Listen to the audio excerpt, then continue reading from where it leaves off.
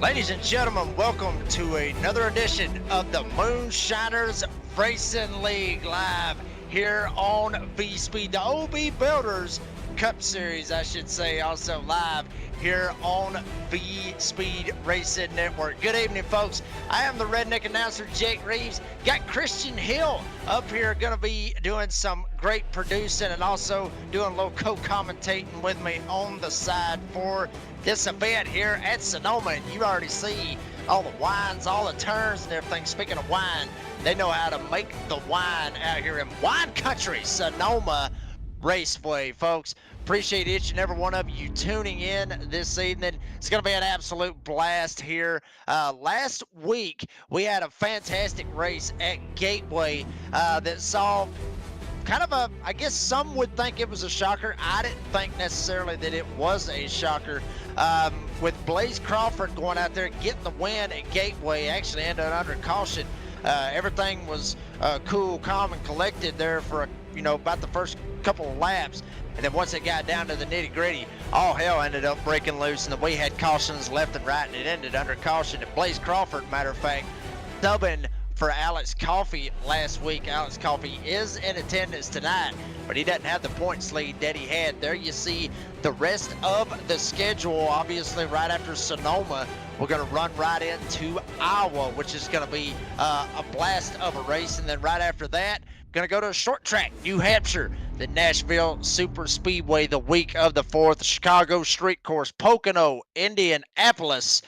And then they're going to take 2 weeks off and then go to Richmond, Michigan, Daytona, and Darlington, and that's going to round it out all the way to the playoffs, run through all of that good stuff, 16, 12, 4, or 8, I should say, and then end up going to the championship 4. But Christian, this track right here, I mean, obviously, us rednecks, we're not keen, I guess you could say, to road courses unless we're, no pun intended, got the moonshine in the trunk and we're trying to run from the law. But Christian, tell us a little bit about Sonoma Raceway. Yeah, Sonoma Raceway is it's definitely an interesting track. Recently repaved, actually, although that is not on the iRacing today. Started in 1996, currently still owned by Speedway Motorsports. That is the current owner. It broke ground in 1968, so over 55 years ago. Would you believe it only cost $70 million? Imagine what a raceway like this would be cost today. It'd be astronomical, but this is an exceptional road course to drive on. Crazy elevation we're going to see, and I think it's going to be, actually we have some stats here, apologies about that. 1.99 miles, we have 174 feet elevation, like I said, pretty high, 12 corners, and it is located in Sonoma, California, hence the name. Just opened December 1st, 1968. And Christian, very, very ironic that you say the $70 million to produce this. Obviously, out here in wine country, that would buy a lot of wine. A lot of wine, a lot of beer, a lot of whiskey, however you want to look at it. Obviously, those rednecks absolutely love that stuff. But there you see, actually, matter of fact, ironic that we show that right there, that it opened on December 1st, 1968. Ironically enough, that was my birthday. I was not born in 68, but December 1st, matter of fact, is my birthday, ironically enough. I mean, you can't even make that up right there. But go ahead, Christian. Would you know that my birthday is December 2nd? We're right next to each other. How about that? Believe it or not, my wedding anniversary is on December the 4th. So I guess we got a whole lot of stuff going on right there in December, aside from Christian or Christmas, I should say. I'm getting crossed up here a little bit, but folks, right here, about halfway through qualifying. Shout out to each and every one of you out there in live chat. Got a lot of fans right now for this guy, Randy Mullins. You fans out there pulling for him, I got to, so far from what we're seeing, I got a damn good feeling you're going to love to see the leaderboard when this thing gets going. But there you see the points. Matt Cox had a pretty good week last week at Gateway. He was able to get up here and get a hold of that points lead. And then there you see Kyle Holden. He had a shot to win last week at Gateway. Just wasn't enough. And all those fans out there for Randy Mullins. Mr. Mullins, one of them out there. He's sitting currently 3rd in the points. Does not have that win yet. Cox and Holden both have 2 wins on the season. You see Coffey right there went from the pole, or top of the pylon, I guess, all the way down to 4th after having a miss last week. And then Paul Gallimore right there with 2 wins as well. You got Brandon Bikey down there in 9th. He's got 2 wins. A lot of guys with 2 wins, a couple of them 2 wins right there. You see way back there in 15th. Even Shane Davis got him a win right there, comfortably sitting in the 12th spot. All those guys going to the playoffs big time. I mean, they're going to be going to the playoffs big time when it comes later on in the season. Still got about 3 minutes left, give or take, in qualifying right now. And watching a couple of these guys in practice, Christian, we've been sitting there watching some of these guys in practice, and it looks like it's going to be it looks like it's going to be a handful for some of these drivers. Oh yeah, definitely. And while we're talking about being a handful, let's talk about the handful of cars that they're trying to take around here. The weight, 3,500 pounds. Now, I don't know. I mean, quite a few of you guys, I assume everyone here drives in person at least. Your car is probably an average about of 3,500, depending on what you drive. It might be less, might be more. But trying to take these cars around a type of track like this with, no traction control, no, stability assist or anything like that. These cars are a handful. Getting these things to slow down after a long straightaway or a braking zone or anything in a braking zone, it's a heck of a work. It's a job and a half to slow these things down. So these guys are gonna have to wheel and deal this thing around this track tonight, and I think it's gonna be really, really interesting. Yeah, I mean, they're gonna have to drive them like they stole them. But to be honest with you, and very, very, I guess you could say a little bit different. I guess obviously with the Xfinity cars, obviously with 4 gears, these guys got 5 gears. Hopefully, none of these guys is going to end up shifting like Denny Hamlin did Sunday, or else they're going to be out on lap 3 of the race. And, hate to see it for some of the Denny Hamlin fans out there. You got any Denny Hamlin fans out there? I'm sorry. I just had to throw that in there. I love Denny because Denny does a fantastic job on the Actions Detrimental podcast. I'm probably going to get some hate out there in live chat for that, probably, Christian. But, but that's what got me started with my podcast, which is the Door Banging Download on Spotify. Any of you out there want to get it checked out, go check it out on Spotify. And it's a little bit uncensored and unfiltered, but we have a good time with it as always. And going to have some pretty good guests lined up here pretty soon. As you see a couple of these drivers, we're starting to close in right on the end of qualifying. Got about, give or take, about 40 seconds, 30 seconds left, give or take. As you see everybody trying to go down these long sweeping hills, a lot of braking zones. Obviously got that turn 10 area, the final turn, I guess you could say, down there, turn 12, as you was mentioning earlier.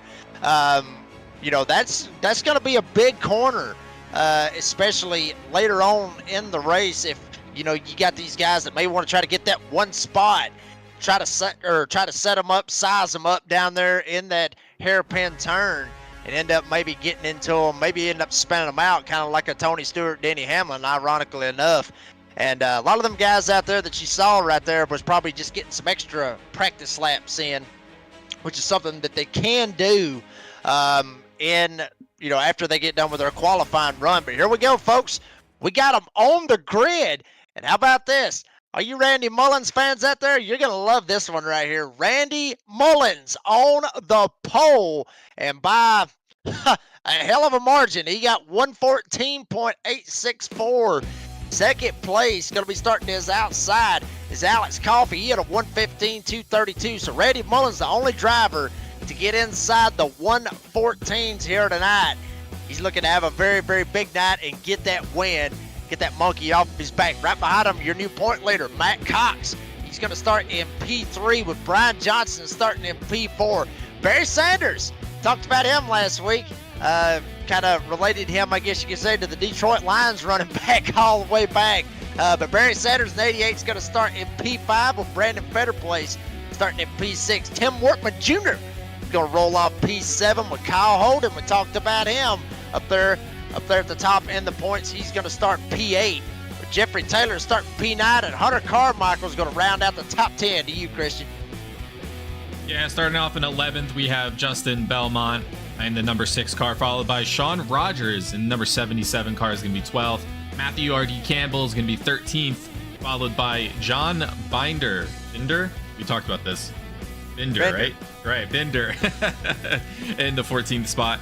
Coming off 15th, we're going to have Tucker Rhodes, followed by Blaine Wilson in the 18 car. 17th is going to be Ed Boyles Jr. in the 38 car, followed by Johnny Shade in the 13 car, and 18th. 19th, we have Victor Fluger in the 80, and then 20th, we have Jordan Schmeetz. Chris Spears is going to line up in P21 to his outside. Paul Gallimore, he went through all kinds of crazy stuff at Gateway. If you were happy or if you were able to join us last week at Gateway, he went through all kinds of hell and still ended up coming out pretty good. But he's going to start out 22nd here tonight. Warren Young going to roll off P23.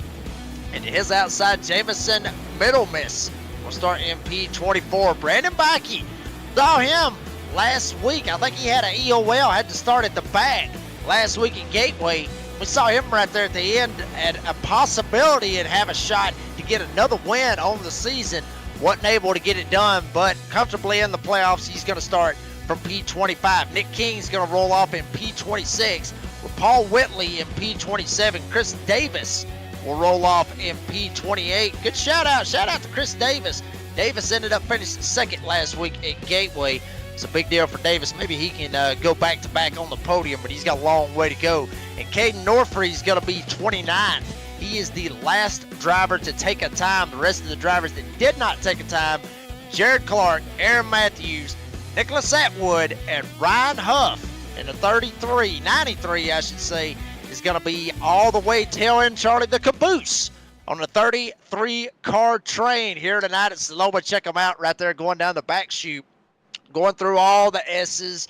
It's going to be very, very tough, especially if they end up getting too wide. You may not, you're not really going to see a whole lot of 3 wide here. I wouldn't be surprised on the restarts to see guys try to dive it into turn 1 and try to go 3 wide. That's where you may end up seeing some chaos big time on these restarts. Everybody getting double filed up. Randy Mullins, like I said earlier, he has a serious following out here tonight. A lot of fans out there shouting out for Randy Mullins. And good to see that 54 car on pole here this evening. And Alex Coffey, as they go through the hairpin turn, Mullins, Coffey is going to lead them to the green. Here we go. Another week with the Moonshiners Racing League. The OB Builders Cup Series is underway. Green flag is in the air, and they are off going into turn number 1. And now Mullins is going to be able to jump away with a little bit of a comfortable lead. Coffey tries to dive right down in front of Cox. And check them out. Everybody's starting to fan out, going up the hill and going through the S's.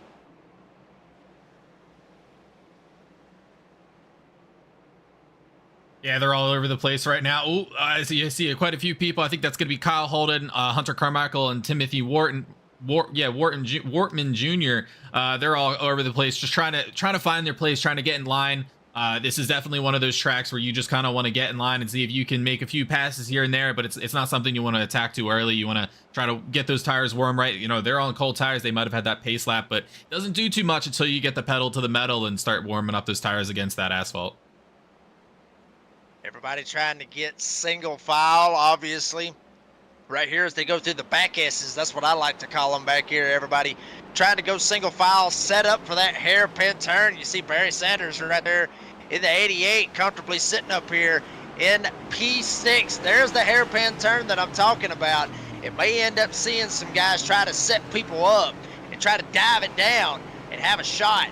Try to get around them somehow, some way, especially down on the inside. May end up seeing, like I was talking about, some bumper tagging. You see guys way back there going through the hairpin turn. You see a little bit of a battle back here. And everybody trying to go through the start-finish line. See battles all the way back through the field.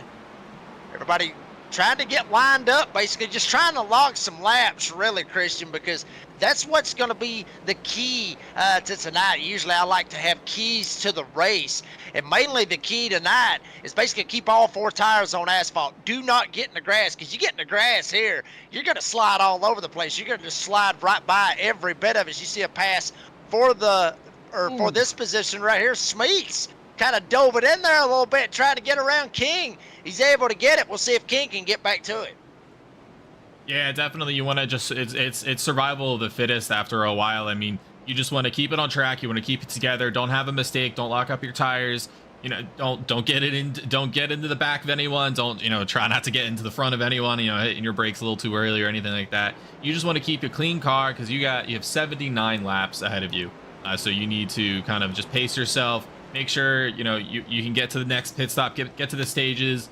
And then you can go from there and try to attack. Maybe make up a few places here and there, depending on how far back on you. But if you're within the top 5, I would not be worrying at the moment.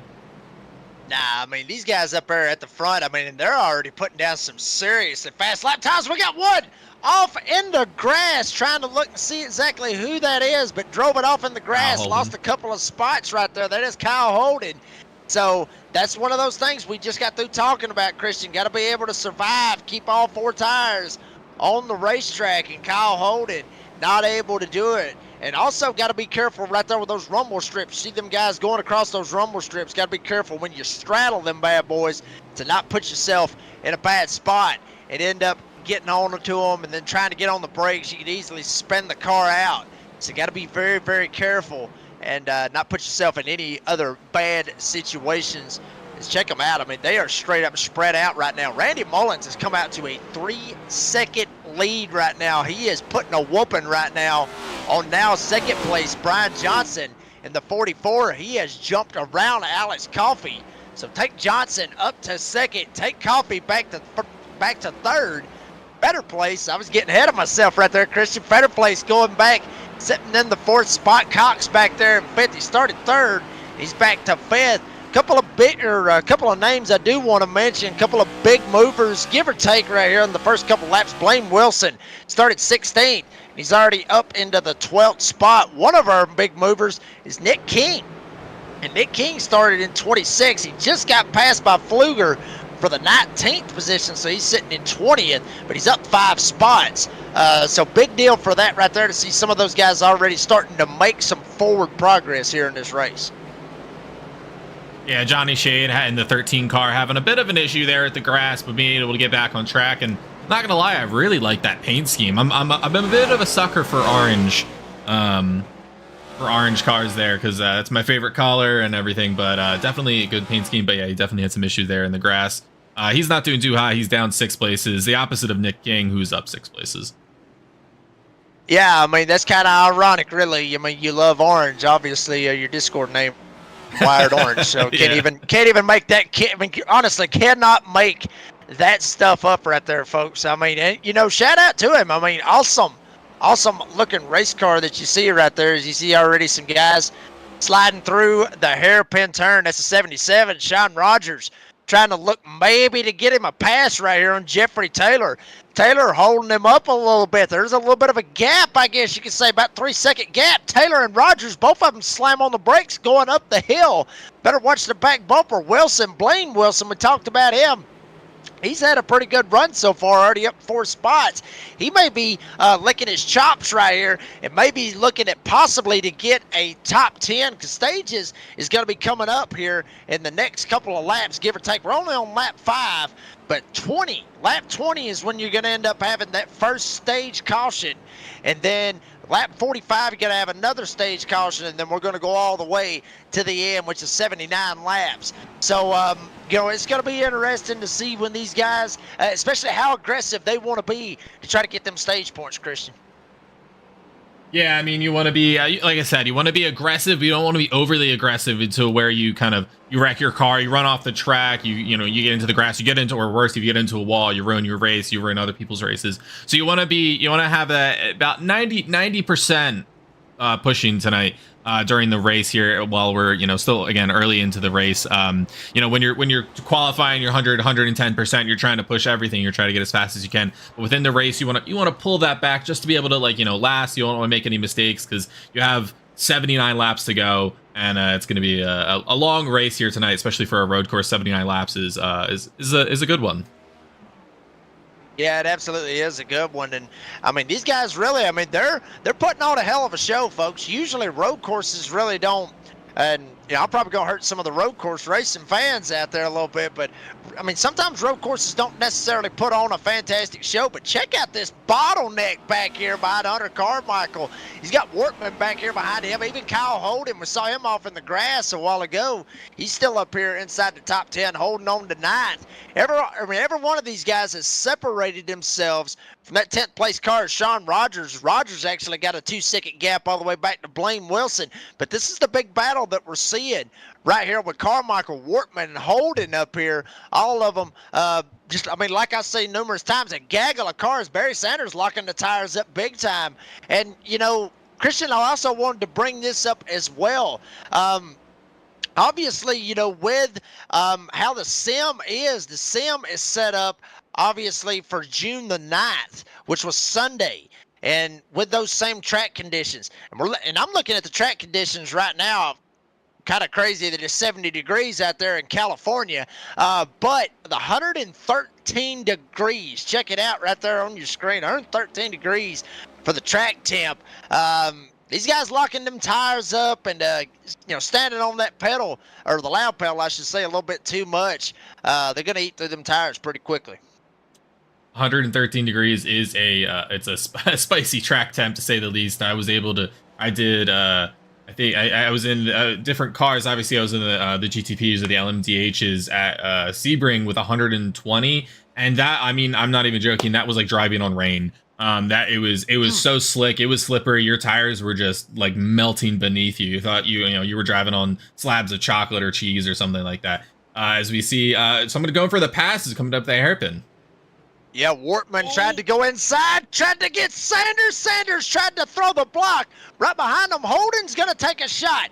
Now we got a little bit of door banging up here between Barry Sanders and the 83 of Tim Wortman Jr.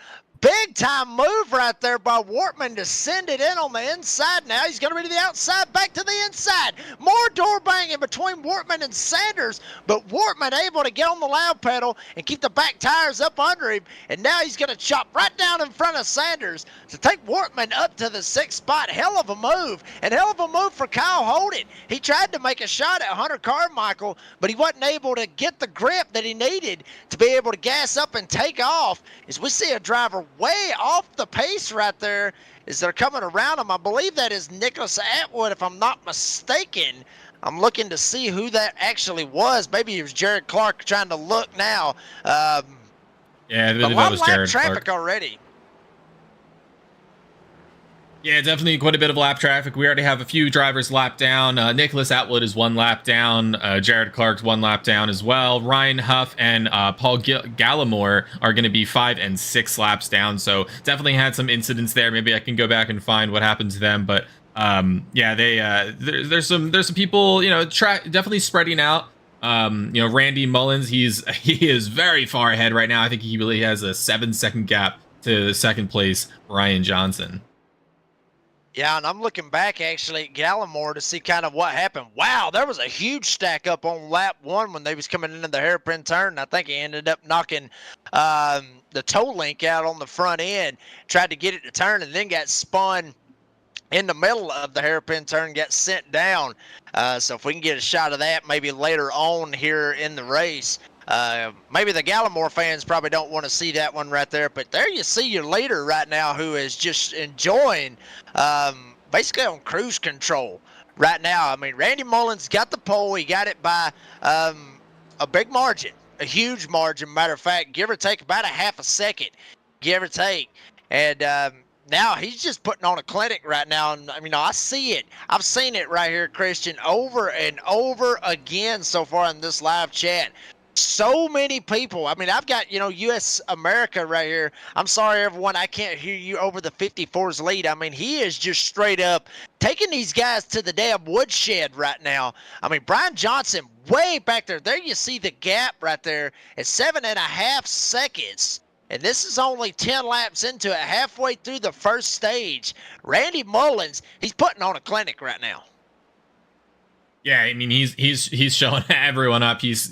He showed up to a race. The rest of them were on a Sunday drive. I mean, although it probably feels like for him, he's on a Sunday drive. Actually, we can jump on board with him real quick to see exactly kind of what this is like for him. Let's jump on. Let's jump on a little bit of a drive with Randy Mullins, the man who is almost 8 seconds ahead, only 10 laps in. He's gaining about a little under a second a lap on the guys behind him.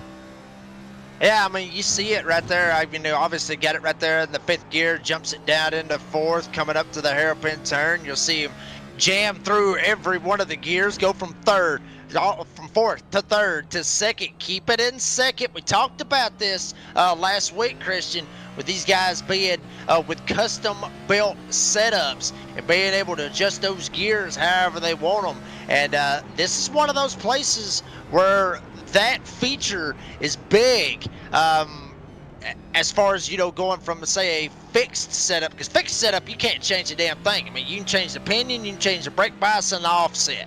That's about all that you can really change on a fixed setup. These guys, they're running a custom setup so they can put whatever they want in that race car, however they want to do it to their liking. And right now, I mean, Randy Mullins, he's looking like damn SVG right now. I mean, he's just putting on a straight-up clinic, and he is not giving these guys an inch. I mean, he's literally stepping on them and just basically, I mean, he's stomping a mud hole in them and walking them dry right now.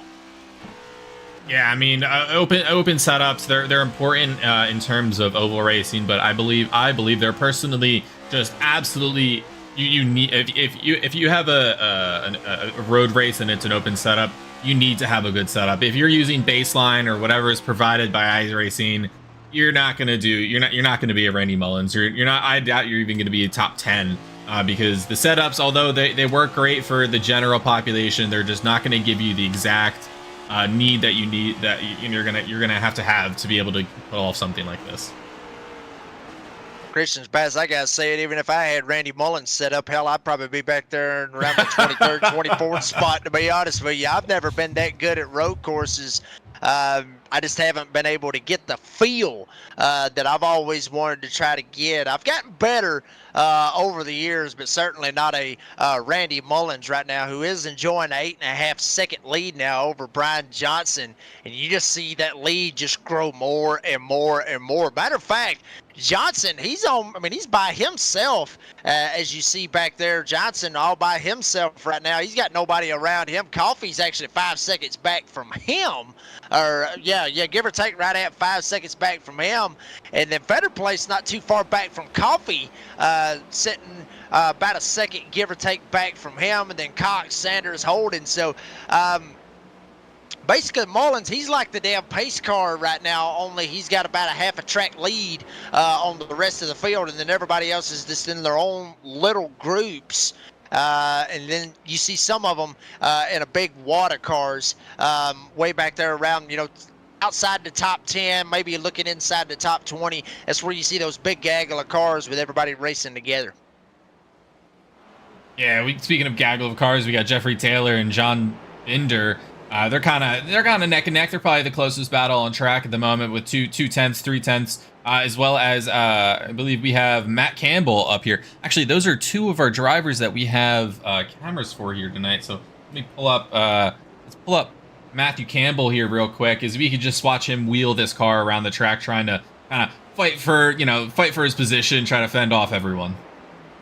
Yeah, I mean, he's doing a fantastic job. I mean, look at the focus right there. Check it out right there. He's got to be on some different monitors. He's got to have like a 3-monitor set going on right there, because, you see him, especially when he went into that turn to be able to make that right-hander, as now we put him on the broadcast. Hell, he hits the grass, so hate it for you on that one, Matt. But, I mean, you saw him, and honestly, I mean, Christian, that would be something big to an advantage, I guess you could say, for road course racing, especially to be able, when you're driving it in as hard as you can, driving into those particular corners, you can actually look to your right and be able to see exactly where you're going, which is completely different than what I have in my sim rig. I mean, I got a 50-inch TV, but still, I still have to just look straight ahead. I can't look to the left or the right, and there you see Matt Campbell able to go left to right however he wants to do it and be able to see what's going on. Oh, as he locks up going into the hairpin, both of them actually, both Jeffrey Taylor and Matt Campbell. Jeffrey Taylor gets ahead, but yeah, you definitely Definitely need those monitors, and I think that honestly a bigger monitor works for no matter what discipline you're doing. If you're racing ovals, if you're racing road, a bigger, wider monitor is always going to help you out there, as you could just see more. With ovals, you can see people on the right, the left of you. You can see the corners, you can see kind of just more of the track, as well as with road. Yeah, you can see the corners coming up, you can see people next to you when you're racing. It's just having more visual kind of boundary is always helpful. Folks, I am getting word right now that there is those stages that I talked about, 20, 45, and then all the way to 79, but there is no stage breaks. So there is no breaks throughout this right here. So this sucker could end up going 79 laps green, which is what it usually looks like on a road course.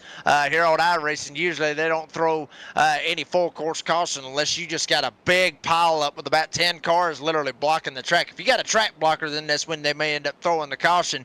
But 9 times out of 10, they really don't end up throwing one. So there is a good possibility that we could be going flag to flag right here live on V-Speed for the Moonshiners Racing League, the OB Builders Cup Series, live here on V-Speed. And there you see Campbell back here trying to hold off the 33 of John Bender. Bender trying to see if he can maybe get him another spot. Not too far back from him, you got Justin Belmont, you got Tucker Rhodes back there, Victor Pfluger back here. All these guys inside the top 20. And also, I do see out there in the live chat, shout out to every one of you out there in the live chat, all 24 of you. Strong crowd tonight for a road course. But shout out to Amanda Price. She's a big fan of Sean Rogers. We had Sean Rogers, matter of fact, showed him a while ago on the broadcast in the number 77. Sean Rogers currently, there he is right there, currently sitting in P10, top 10 right now, trying to reel in Hunter Carmichael. And, Sean Rogers, we'll put it to you like this. Granted, he is 23 seconds back from Randy Mullins, which nothing's wrong with that. It's just Mullins is just putting that much of a clinic on everything. But look at all the cars that you see right there in front of Rogers. One little slip out of any of these guys, Cox, Sanders, Holden, Wortman, any of these guys can make one little slip, Christian, and Rogers can end up possibly looking at a top 5. Maybe here for the stage, or maybe even at the end of the race. Yeah, Sean Rogers is in a really good spot. I know personally, when I hit that top 10 spot, I just feel this, sigh of relief. I know I'm not P1 yet, but top 10 is such a good number, such a nice, especially in a field of 33. It's such a good number to be at. You're in the top third. And it's a great number. And yeah, like you said, if one of these drivers, we got quite a bit of a battle going up in the P7 spot of 5 drivers. If any one of these drivers kind of hits a wall, bounces off, you could wipe out 2, 3, 4, 5 drivers, and there you go. He's far enough back where I think he could just make up for that and be able to get to that top 5 spot. And there's a good possibility because Tim Wortman Jr., by God, he sent it right there. He was trying his hardest right there to be able to get to Sanders, and then he ended up slipping. He slips a little bit, lets Hunter Carmichael go, and then there you see Sean Rogers right there. Just those little slips. As we got a little bit of a smoker right here that they're catching up on, looking to see exactly who that was. Maybe better place somewhere in that range. No, everybody's clean and green. But there was a lot of smoke right there on the front stretch. I was looking to try to figure out exactly who that was, but I didn't really see anything crazy going on. But actually, there you see it right there. It's the lap car right there, the number 69. Oh, there you go. Clark, we got a slide. Cox. Matt Cox going to slide off of the racetrack, and that was what I was talking about. Sean Rogers is going to get a spot. Sanders, Carmichael, Wortman, all those guys is going to advance one spot after Cox slid into the grass. Yeah, like you called it exactly. Matt Cox they just got a little too tight and little too close into that where the track kind of shortens up there after Jared Clark was that smoke screen you saw in the front stretch there. He had a bit of a slide, but caught himself up. And Matt Cox, unfortunately, now 5 seconds down there from Sean Rogers and that rest of that group who is still continuing their battle nonetheless. Well, I will say this. Cox, it looked like he actually got a little bit of help after we went back and looked at it right there. I went back and looked at it, and Kyle Holden kind of got into him right there. Cox was actually expecting to, like you said, he got tight. But then he tried to come back down and Holden was there, and Holden just ends up turning him around. You'll see right there's the contact right there with Holden. Holden bouncing the right side of the tires, bouncing up and down like a damn basketball right there. But he ends up losing a little bit of grip, slides up into Cox, sends him into the grass. And maybe some beef right there between Holden and Cox. I mean, it didn't look intentional by no means, but obviously Cox got to be, obviously a little bit frustrated about that because Holden ends up taking the fifth spot. Cox goes all the way back to where Sean Rogers was, and now he's sitting in that 10th spot.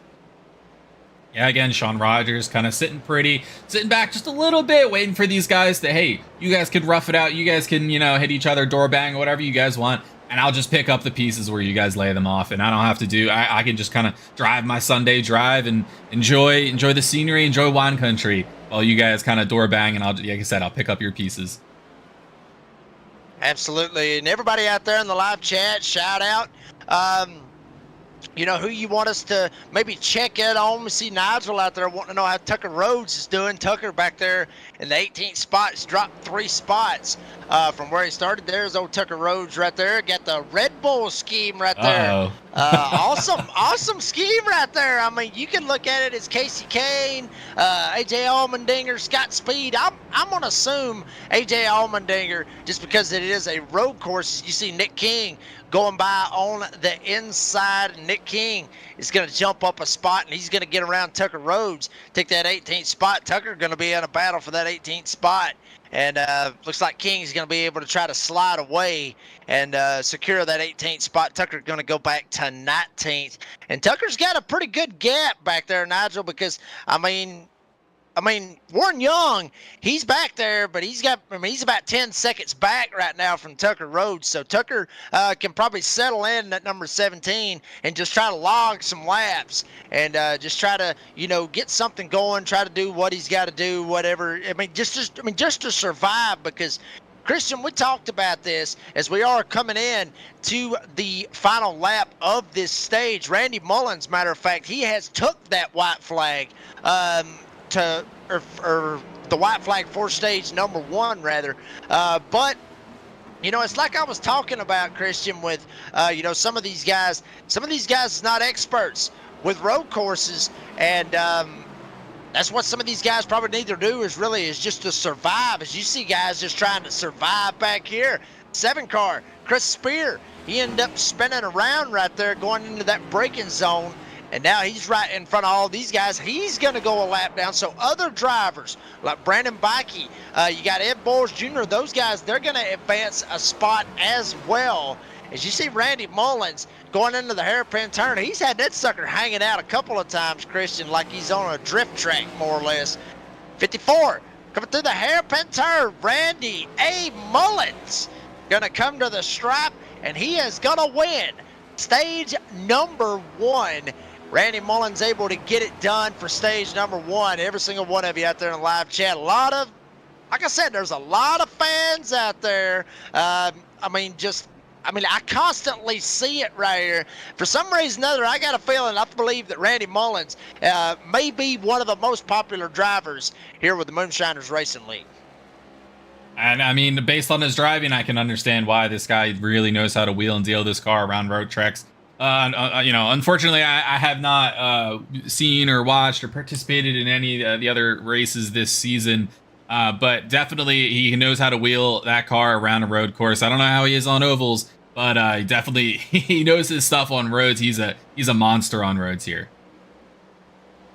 Yeah, he's doing a fantastic job right now, and doing what he needs to do right now for Ram Motorsports in that number 54. His teammates, John Bender back there is sitting in the 12th spot right now, and Paul Whitley is his other teammate. As we are trying to look for old Paul Whitley, he's actually 1 lap down, back in the 24th spot. But Ram Motorsports looking pretty good here tonight, especially got him a guy up there that got the pole. Literally has led every single lap since we've went green. Mullins, he's not let up at all. The only thing that is different out of everything that I have seen so far right now, Christian, is that lead is not growing. And it's not shrinking neither, what that lead between him and Brian Johnson is doing is it's kind of stalemated. To be honest with you, I mean, I saw it right there for a couple of laps. He actually got about a half a second on him that time, but there for about 2 or 3 laps, all Johnson was doing was just maintaining pace right there. So maybe Johnson, I mean, I don't know. I don't know what the hell Johnson's got to do right now, because this is one of the more dominating performances, and we're only in stage 1 right here, folks. This is one of the more dominating performances that I've seen here on a road course. Yeah, Randy, I mean, he's still pulling out a gap. I think within the last lap, he's pulled out actually about a second or so from him, but he definitely stalemated there for a while. I think he hit about lap 10, lap 12, and then it didn't really grow anything from there. Maybe he got a second or more, but it definitely was not that almost a second a lap. I think it's now closer to half a second, just about there, depending on the lap there. I think his tires are definitely starting to wear a little bit, so he's not able to kind of push as hard as he used to be. But he's still, able to pull out. He has about 12 and a half seconds, not 2.5, 12 and a half seconds on Brian Johnson right there. Absolutely, and I have been looking at some of my data or however you want to call it. I've been looking at some of my data, and from what I've been seeing right here, these guys, give or take around 40 laps, give or take, on a tank of fuel. So it's going to be right there at that halfway mark. And Christian, the reason that I bring that up is that's going to get interesting. That's going to get interesting. Why is that going to get interesting? Well, because there will be a stage. Well, I mean, there's not going to be a break, but you're going to end up being at the end of stage number 2 at lap 45. So right there, pretty close to that window for stage points and everything, and just that one pit stop is all you got to end up making. You got to make that pit stop count. And I've seen races, being lost from just one little slip on pit road. But from what we've seen from Mullins, obviously 3rd in the points coming in to tonight. It's going to be kind of hard for him to slip up on this one. I mean, if he slips up just a little bit, I don't think it's really going to make a damn. I think he's going to be in a good spot. As you see Hunter Carmichael back here in a little battle with Barry Sanders. Carmichael able to slide past him, take Carmichael up to P6. Sanders goes back to 7th. Workman Jr. is still back here with Sean Rogers. These 4 guys have not left each other for the past 5 to 6, 7 laps. Give or take, all 4 of these drivers have stayed with one another and are just basically waiting on the other one to slip up. Yeah, these guys are real close. I mean, they like you said, they've just been kind of stuck to each other's bumpers between the 4 of them, and it's making for some really good racing. And you always like that. Even a driver, it may be frustrating because you always have someone in front of you, always have someone in back of you, but it's a really, really enjoyable time to be one of these 4 guys, because you're just kind of, it's on road courses with these kind of cars, you just naturally tend to spread out because of the difficulty of these cars and just how they drive and everything. But for these guys to be able to, keep it together for however many laps they've been together, honestly, for almost from the start. We had a little bit of contact up there. Kyle Holden trying to get around the 13 at Johnny Shade. Had a little door banging right there in the hairpin turn. Sorry to cut you off, Christian, but I saw that right there. And I saw a little bit of door banging, especially right here in front of these guys. Johnny Shade may end up getting into him a little bit. Never know what can happen. Matter of fact, Shade's going to go off in the grass. He's going to merge right back up in front of Hunter Carmichael. Sanders is going to go by. Now here comes Workman Jr. Johnny Shade way off the pace, and now Sean Rogers is going to get to him. Shade goes way out of the way. Lets Rogers go. But Christian, as bad as I got to say this, those instances like that right there, especially when you're running around and you're in instances like, say, Rogers, Workman, Sanders, Carmichael, all these guys, even Holden, who had that little bit of door banging going on with him, those guys, and I don't want anybody to take it the wrong way, but I look at those guys as like landmines, because those guys can straight up kill a race in a heartbeat. And nothing against Johnny Shade. I mean, I know he's out there busting his tail and he's trying and he's doing everything he can. But I mean, you just never know with some of the off-pace guys. It's just that, how bad that they can affect your race.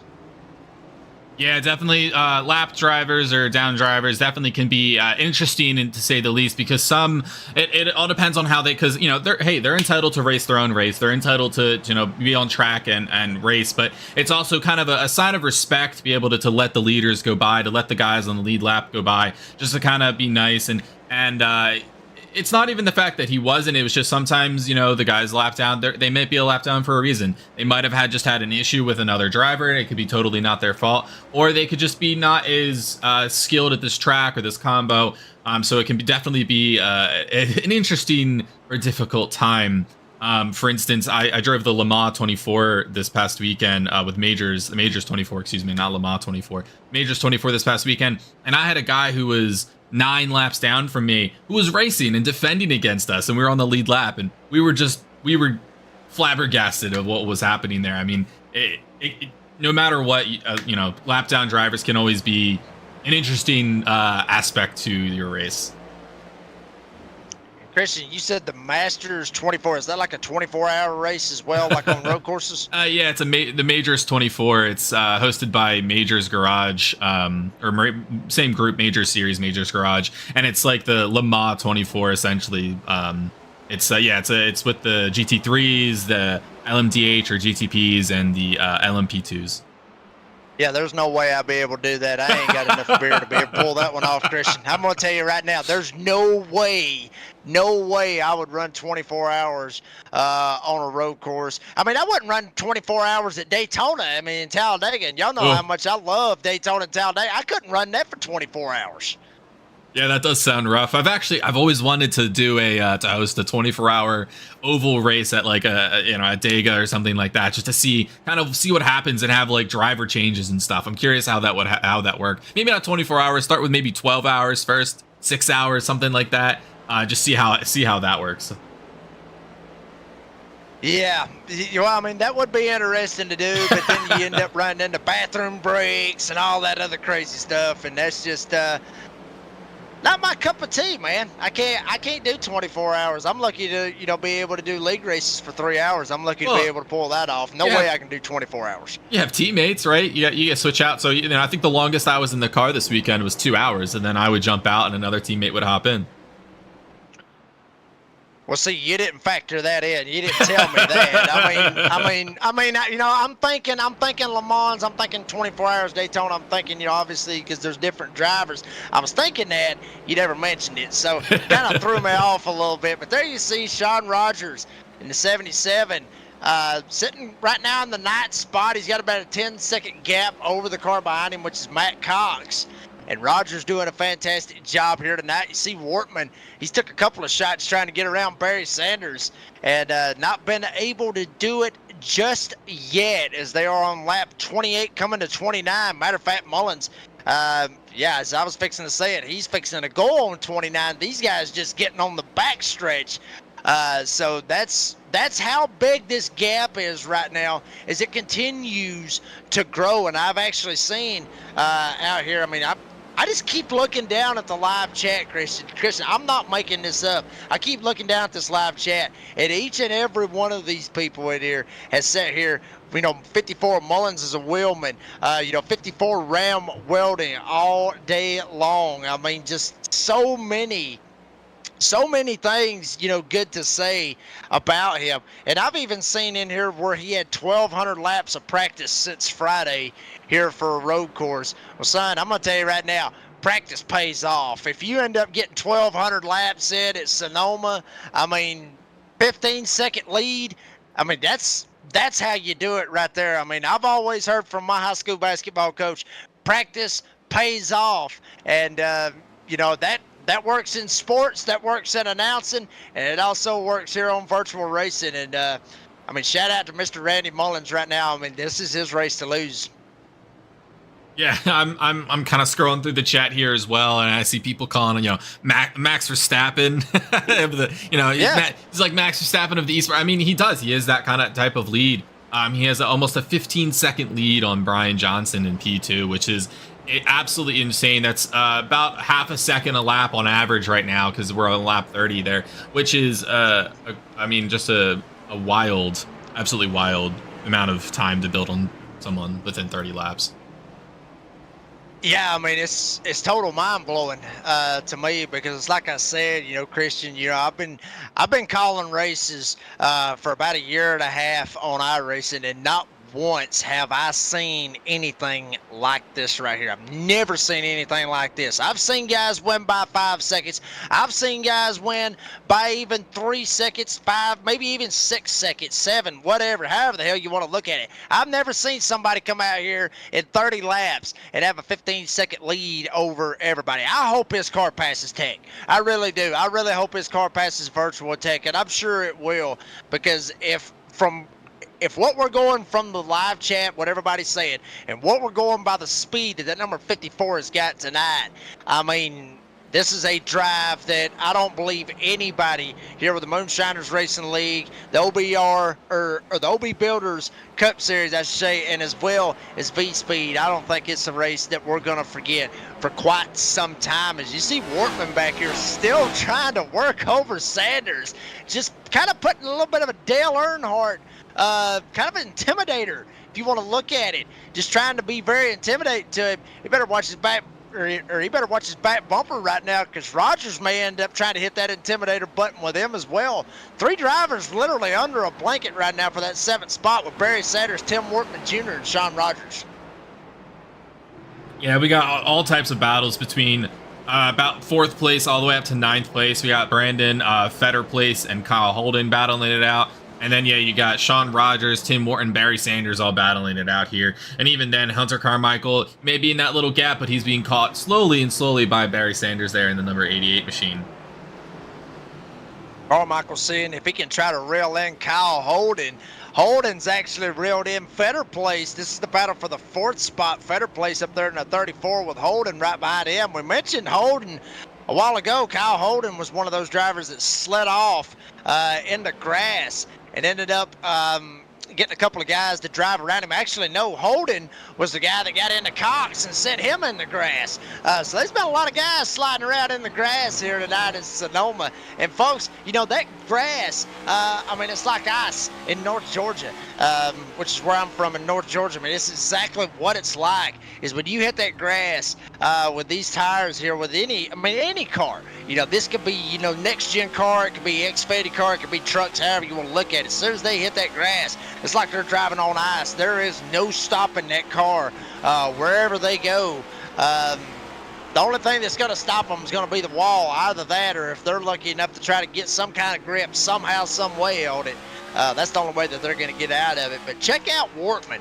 I mean, he's doing everything but turn him at this point. I mean, literally, he's doing everything but turn him right now with Barry Sanders. And, I mean, looking pretty good tonight. I mean, Wortman doing a fantastic job. Very quiet, I guess you could say, which is kind of weird from what we've been talking about him. Wortman started 7th, and he's sitting in 8th. He may end up having to worry about a little something else in the 77. Rogers took the look to the inside, but not able to complete the pass. Wortman able to get on the gas a little bit better than Rogers right there. Yeah, Rogers trying to make that pass there. He, as a road course driver, and even then, it's probably the same thing with oval. I've had my fair share of oval, but not relatively recently. Probably not even within the past year. But you kind of sit back, you watch the driver ahead of you, you learn what they do. You kind of just sit there and you figure out their strategies, their mental kind of how they're doing, and you play with them mentally, but then you figure out where their lines are, what they try to do to normally. You kind of lean back, and then all of a sudden you try to go for the strike as soon as you know where they're kind of weak. You try to learn their weaknesses in the track and what they're going to do next to be able to make that overtake. And I guess Rogers had slowly kind of figured that out and tried to make that overtake, but wasn't able to get it slowed down quick enough. Rogers trying to see if he can get there. Actually, I do want to have a little bit of breaking news right here. Brian Johnson has gained a half a second on Randy Mullins, so it's 14.5 seconds right now. Brian Johnson is back from Randy Mullins, just trying to throw a little bit of a funny deal in there for some of you folks. Mullins, he's still gone, as you see Wortman Jr. All these guys right here going by the one right here of Brandon Bikey. And I mentioned him in pre-race, Christian, because Brandon, was one of those guys. He had a EOL last week at Gateway, and had to start at the back, and then was able to flip strategy at the end of the stages and be able to flip strategy and get himself up there at the front and have a shot to try to go for that third win of the season. Wasn't able to do it with all the chaos that happened right there on those last 10 laps. And a lot of drivers got involved. Shane Davis, one of those drivers that got involved. Brandon Bikey, as I mentioned. I mean, just numerous drivers, that got into it. Matter of fact, Barry Sanders, who's sitting in the 7th spot trying to hold off Wortman Jr. right now. Barry Sanders looked like he may end up having a shot to win it last week at Gateway, but he wasn't able to do it. Ended up having a little contact, I believe it was with Shane Davis, ironically enough, and both of them ended up going around. But Bikey, as I mentioned, 2 wins on the season. He's not looking so hot here tonight at Sonoma, which is one of those wild card races that I was mentioning, Christian. They talk about Daytona, talk about Talladega, even the new Atlanta, with those being wild card races. These road course races, I should say, they're like wild card races, just like those super speedways is. Oh yeah, definitely. I mean, it's a wild card for anyone, because I'm not an oval guy, like I said. I play here and here. I race here and there, but New Atlanta, for some reason, in the trucks, I may be terrible in every other track, but I am able to put down consistent finishes, top 10, top 5, or even wins at New Atlanta for absolutely no reason. I can't, Dega, Daytona, Darlington, wherever else, I'm probably not gonna be able to put down that good of a finish. But for some reason at New Atlanta, I could just figure it out. It's an absolute wild card, just like the rest of the road courses, because you have people who are just really good at that, like, that one thing, or even just road courses in general, especially with these oval cars. You just have those kind of road course monsters, which I believe is our Randy Mullins at the moment. Yeah, I mean, and you mentioned, the road course monsters or road course ringers. That's what I always remember back in the day, for the Winston Cup days, even the Nextel Cup days. Those were the cool races to see some of those guys get those one shots to get out there and race in the top NASCAR series and get out there on road courses and showcase their talent with being able to turn left and right. So miss those days. We say it all the time. I'm sure everybody out there in live chat said the same thing. We miss the good old days. And in my opinion, as young as I am, 32 years old, those are the good old days, I guess you could say, of NASCAR, is right there around that early 2000s, mid 2000s, give or take, right in that area before 2010. Those were the golden years of NASCAR, at least for me. Some of you out there may end up thinking late 90s, but they had a lot of road course ringers out there, and you said Mullins being a road course ringer. Matter of fact, he got it back up to a half a second back, so he's got it back to 15 seconds. And I think what this is right now, this fluctuating between this time between Mullins and Johnson, I think what it's got a lot to do with, I don't think it's him trying to lay off of the gas pedal, honestly, Christian. I think it's just because he's just catching so many damn lap cars right now that the lap cars is just holding him up, and he's catching them at bad spots on the racetrack to where he's got to be smart and not put himself in a bad spot. I think that's what's really maybe helping Brian Johnson at least keep it kind of close, if you want to put it that way, as far as the time, and make it even out right now. It's just the lap cars. This is kind of holding up Mullins. But once he gets past them, he hits the nitrous button, and then he just checks right back out. Yeah, lap traffic is definitely a huge detriment to your lap pace. I mean, your pace, because it's just, you don't know where they're going to go, and especially with him being in the lead with 14 seconds, you don't really need to kind of rush yourself by them. You don't need to, risk anything, because you have that 14-second gap, so you can lose a few, like a second or even 2 seconds there. That if you do that over and over again, obviously it won't be as good. But you can, he can lose a few seconds to lap traffic, but that does stop his pace from increasing even further and further. However, like I said, he doesn't need to do any major risks by trying to overtake a lapped car at incredible speeds or at a super sketchy spot. Absolutely. And folks, I do want to mention this right here about Randy Mullins. I talked about his qualifying time, the only driver to get inside the 114s. Obviously hit a 114.864. His lap this time by at the stripe, it was a 116.362, but that was because he was caught up behind some lap traffic. Lap before that, he was only 0.3 off. So from his qualifying time, So, I mean, it was, 1:15.1. So when he's in that clean air, he's able to gas up and take off, and he's able to not burn the tires up at all on these long green flag runs. You see Wortman back here just logging laps. I mean, he's just trying anything he can to try to get up here and get a hold of Sanders. And one thing I do want to mention right here is, we're coming to this right here, coming to the end of stage number 2. As I mentioned, as far as pit stops goes, it's something we're really going to have to be watching for, especially when Randy Mullins is going to elect to go down pit road, because as I mentioned, these guys can go 40 to 43 laps, somewhere in that range, to be able to make that pit stop. And you look at 40, you look at 79, a lot of guys may end up thinking here within the next 2 laps, Christian, to be able to just go ahead, go down, split the race in half, because in my eyes, I believe that would be the smart choice. I mean, you can counteract me if I'm wrong on that, but I think, you're crazy if you don't try to split the sucker in half. No, that's exactly what I would do as well. You just want to, because you want to run your fuel down to about as low as you can get, because that's when your car is the lightest, and that's when you can kind of just put down the fastest lap possible without traffic, obviously. Randy Mullins with a 14.5, and Brian Johnson does have another, someone else is in the 14.9. So definitely, you want to be able to get it down and put it that halfway mark, 79, 40 laps. It's perfect. As we see, actually, Sean Rogers pits. Is going to be one of our first to pit. Rogers goes down pit road into 77. You see some of these drivers right here on pit road that are multiple laps down. Justin Belmont actually 4 laps down. He's the one right in front of Rogers. So, as you mentioned right there, Christian, this could be kind of a big deal right here. As we see Rogers gas up, take off.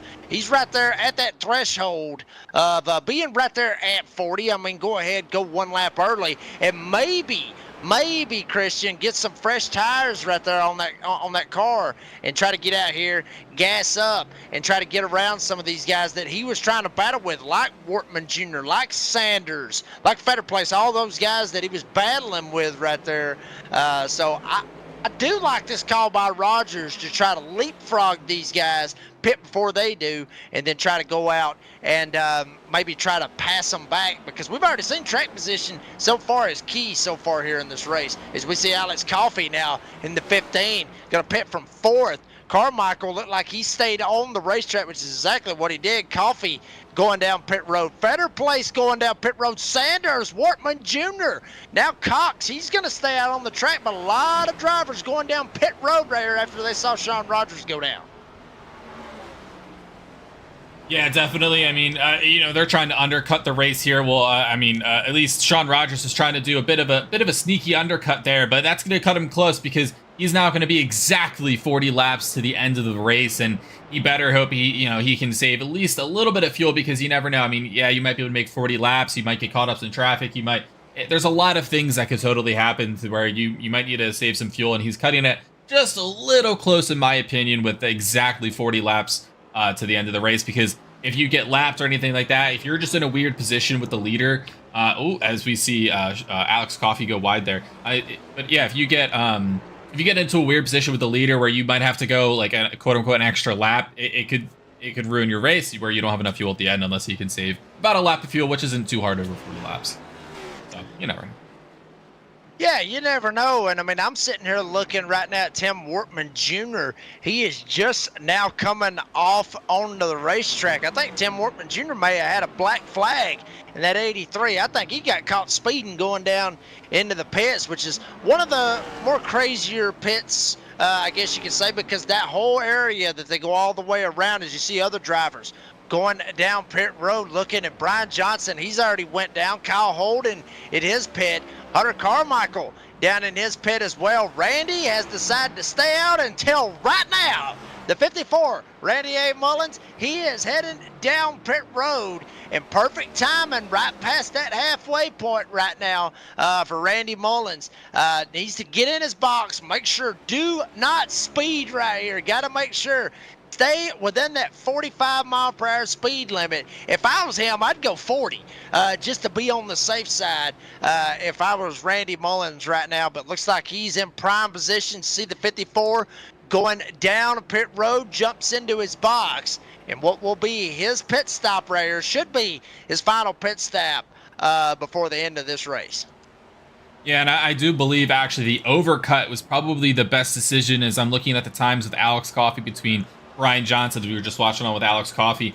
He went to the 40 laps, and Alex hit, I believe, after Brian Johnson. Yes, he did. And there is a 5.5 second gap. But Randy Mullins, he pit, like I said, he pit on the lap 41, just over Brian Johnson, and their times haven't really changed. So I guess there really wasn't an undercut there, unless you really got into it with some traffic. Yeah, I mean, that's exactly what it's looking like. And honestly, Mullins, as you see right there, going into one of the other passing zones here at Sonoma, Brian Johnson, he's just now coming up over the hill. So Mullins done a fantastic job getting in pit road, coming off of pit road, going through the back S's, as you see right there, the OB Builders on the side of the car. Shout out to OB Builders for the sponsorship with OB Builders Cup Series. Got about 10 extra horsepower from what I saw out there in the live chat. Got about 10 extra horsepower to anyone's car. US America, I don't know if I would have said that live on the air, because you want him to pass Tech, not fail Tech, with that extra 10 horsepower. I'm joking around, but I mean, Mullins, he's got it out to a pretty good lead. Coming around this time, he's going to hit lap 43 in the books. 3 more laps to the end of stage number 2, and we'll get you kind of a gap, as you see right there on your screen. And I mean, Christian, it kind of evened out, really, because I mean, Mullins went long, Johnson tried to go short, maybe tried to pull somewhat of an undercut, so did Coffey, but it didn't work out for him. It just evened right back out for Mullins. Sean Rogers having to pit again. I'm gonna jump back and see what this is all about, because Sean Rogers is now in 17th, where he was, I believe he was in 9th or 8th when he pit. So let's see, he pit again on lap 42. We'll see what happened here as we take a look. Oh, that's gonna be on screen there. Apologies about that. There's Rogers, yep, right across the rumble strip, and boom, straight into the wall. And Christian, I talked about that a while ago. Got to be careful around those rumble strips. You easily can run right over them suckers, and you can bounce around like a basketball. As there you see Coffey right there zoomed in, trying to hold on to the 3rd place right now. May end up having a shot at Brian Johnson if Johnson slips a little bit. But Coffey trying to get going. There's Hunter Carmichael back here trying to reel in Fetter Place, and Fetter Place right in front of him right now. So a little battle going on right here for a top 5. And not too far back from them, Barry Sanders has entered into the equation as well. He's not too far back, but then after Barry Sanders, you got Matt Cox, who is, I mean, we'll just go ahead and put it like this. He's a minute behind Randy Mullins. And Barry Sanders is 34 seconds behind Randy Mullins. So you look at it, I mean, folks, you can do the math. Redneck Announcer's not that damn good at math, so y'all can do the math and try to figure that one out. But Carmichael and Fetter Place, this is a pretty good battle right here for that 5th spot. Yeah, this is indeed the closest battle on track, followed by the Chris Davis and Ed Boyles, and then John Binder and Tin Wortman. But yeah, this is Carmichael! Woo, boy, Carmichael looked like he was literally Ricky Carmichael, except it was on 4 wheels, sonny, and that sucker drifted through the grass. Hell of a save, and able to hold his spot. How about that? He got Barry Sanders not too far back from him. Carmichael about ended his race in a heartbeat right there. But hell of a save right there. I mean, that's like mudding. That's like mudding in North Georgia right there. What Carmichael did, was able to save it right there. So good drive by Carmichael. If that would have happened to me, I'd have been gone. I want to take a look back that again. That was some impressive wheeling there from Hunter Carmichael. Let's take a look as he comes up this hill. It's a pretty difficult spot to do. He just gets on the grass. Oh, he gets sideways. Woo! What a great save. Yeah, I mean, and he was able to save it as soon as he got to the asphalt. If that asphalt wouldn't have been there at that time, he would have ended up probably shooting straight across. He'd have been sideways, and then what was on the other side of the asphalt? It was grass, and then bam, I mean, he's already loose right there. But Carmichael looked like he was able to keep it straight. As we do want to go to your race leader right now, who is coming down into the hairpin turn. And that being Randy Mullins in the 54, as you see another replay off of Hunter Carmichael. Mullins coming through the hairpin turn right here, and he is going to come to the start-finish line. He's going to win stage number 2. So, for right now, the perfect race is still intact right now for Randy Mullins. He wins stage 1, wins stage 2. He's led all the laps so far, and Randy Mullins looking like he is the king here tonight at Sonoma. I mean, there you see it right there. I mean, they're on lap 46, and he's led 45 laps. I mean, even through the pit stop cycle, he hasn't lost his spot. I mean, literally, started on the pole, nobody's even come close to him. The only time anybody got close to him for position was when they went into turn 1, and after that, he was gone. Yeah, and he's kept that consistent 2-second lead.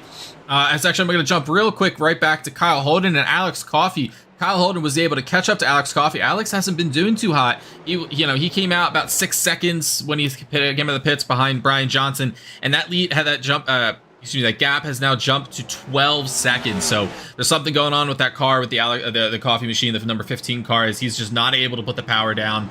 Unsure what happened there. Maybe he didn't take tires, or he thought that was a good idea. Or I'm not exactly sure, but yeah, definitely having some issues there in the number 15 machine. Absolutely. We're going to stay with you here for just a second right here. See what happens right here with Kyle Holden. It looks like he's going to slip back just a little bit. Federer Place not too far back from them. Carmichael sitting in 6th right now, sitting with 34 seconds behind. Your leader, Randy Mullins, basically putting on a clinic. As there you see Coffey's got the 59 right there. Holden still trying to work him over, and at least try to get up there on the podium spot. So Holden may end up having something for him here later on in the race. I think what it was, I think Coffey, he shot out of the pits as fast as he did.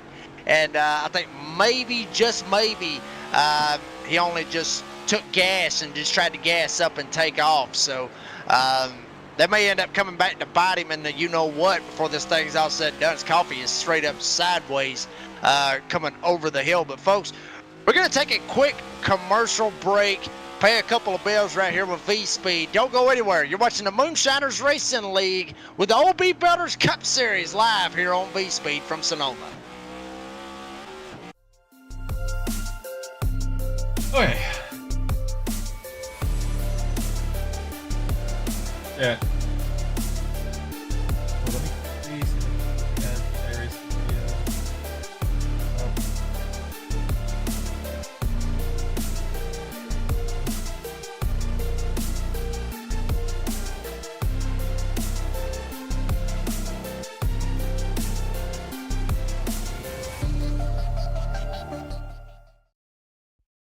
Racing isn't easy, but experiencing it is.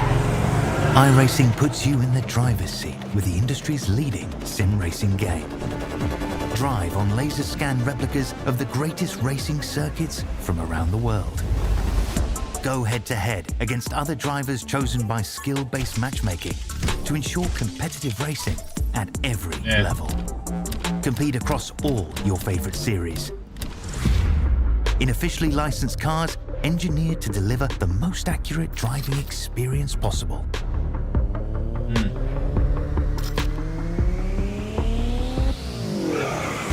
Join a race or host your own with players from across the globe. Race against the computer or in a league with friends. Feel the thrill behind the wheel.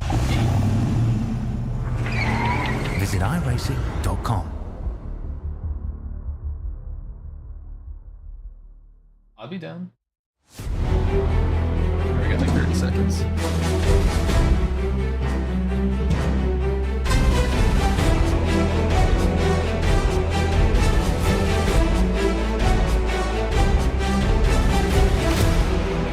Yeah.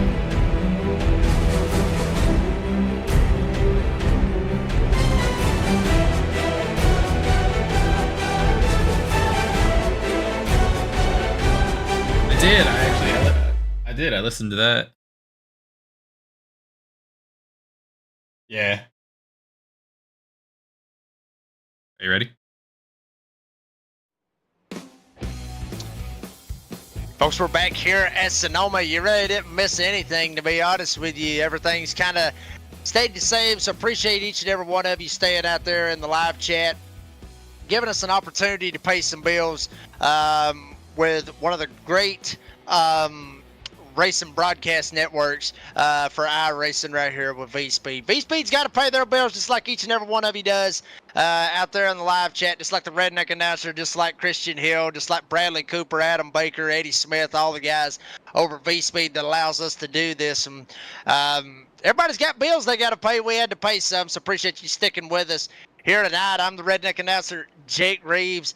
Christian Hill up here with me in the booth doing a fantastic job giving you some awesome camera angles. And, you know, talked to Christian before the broadcast.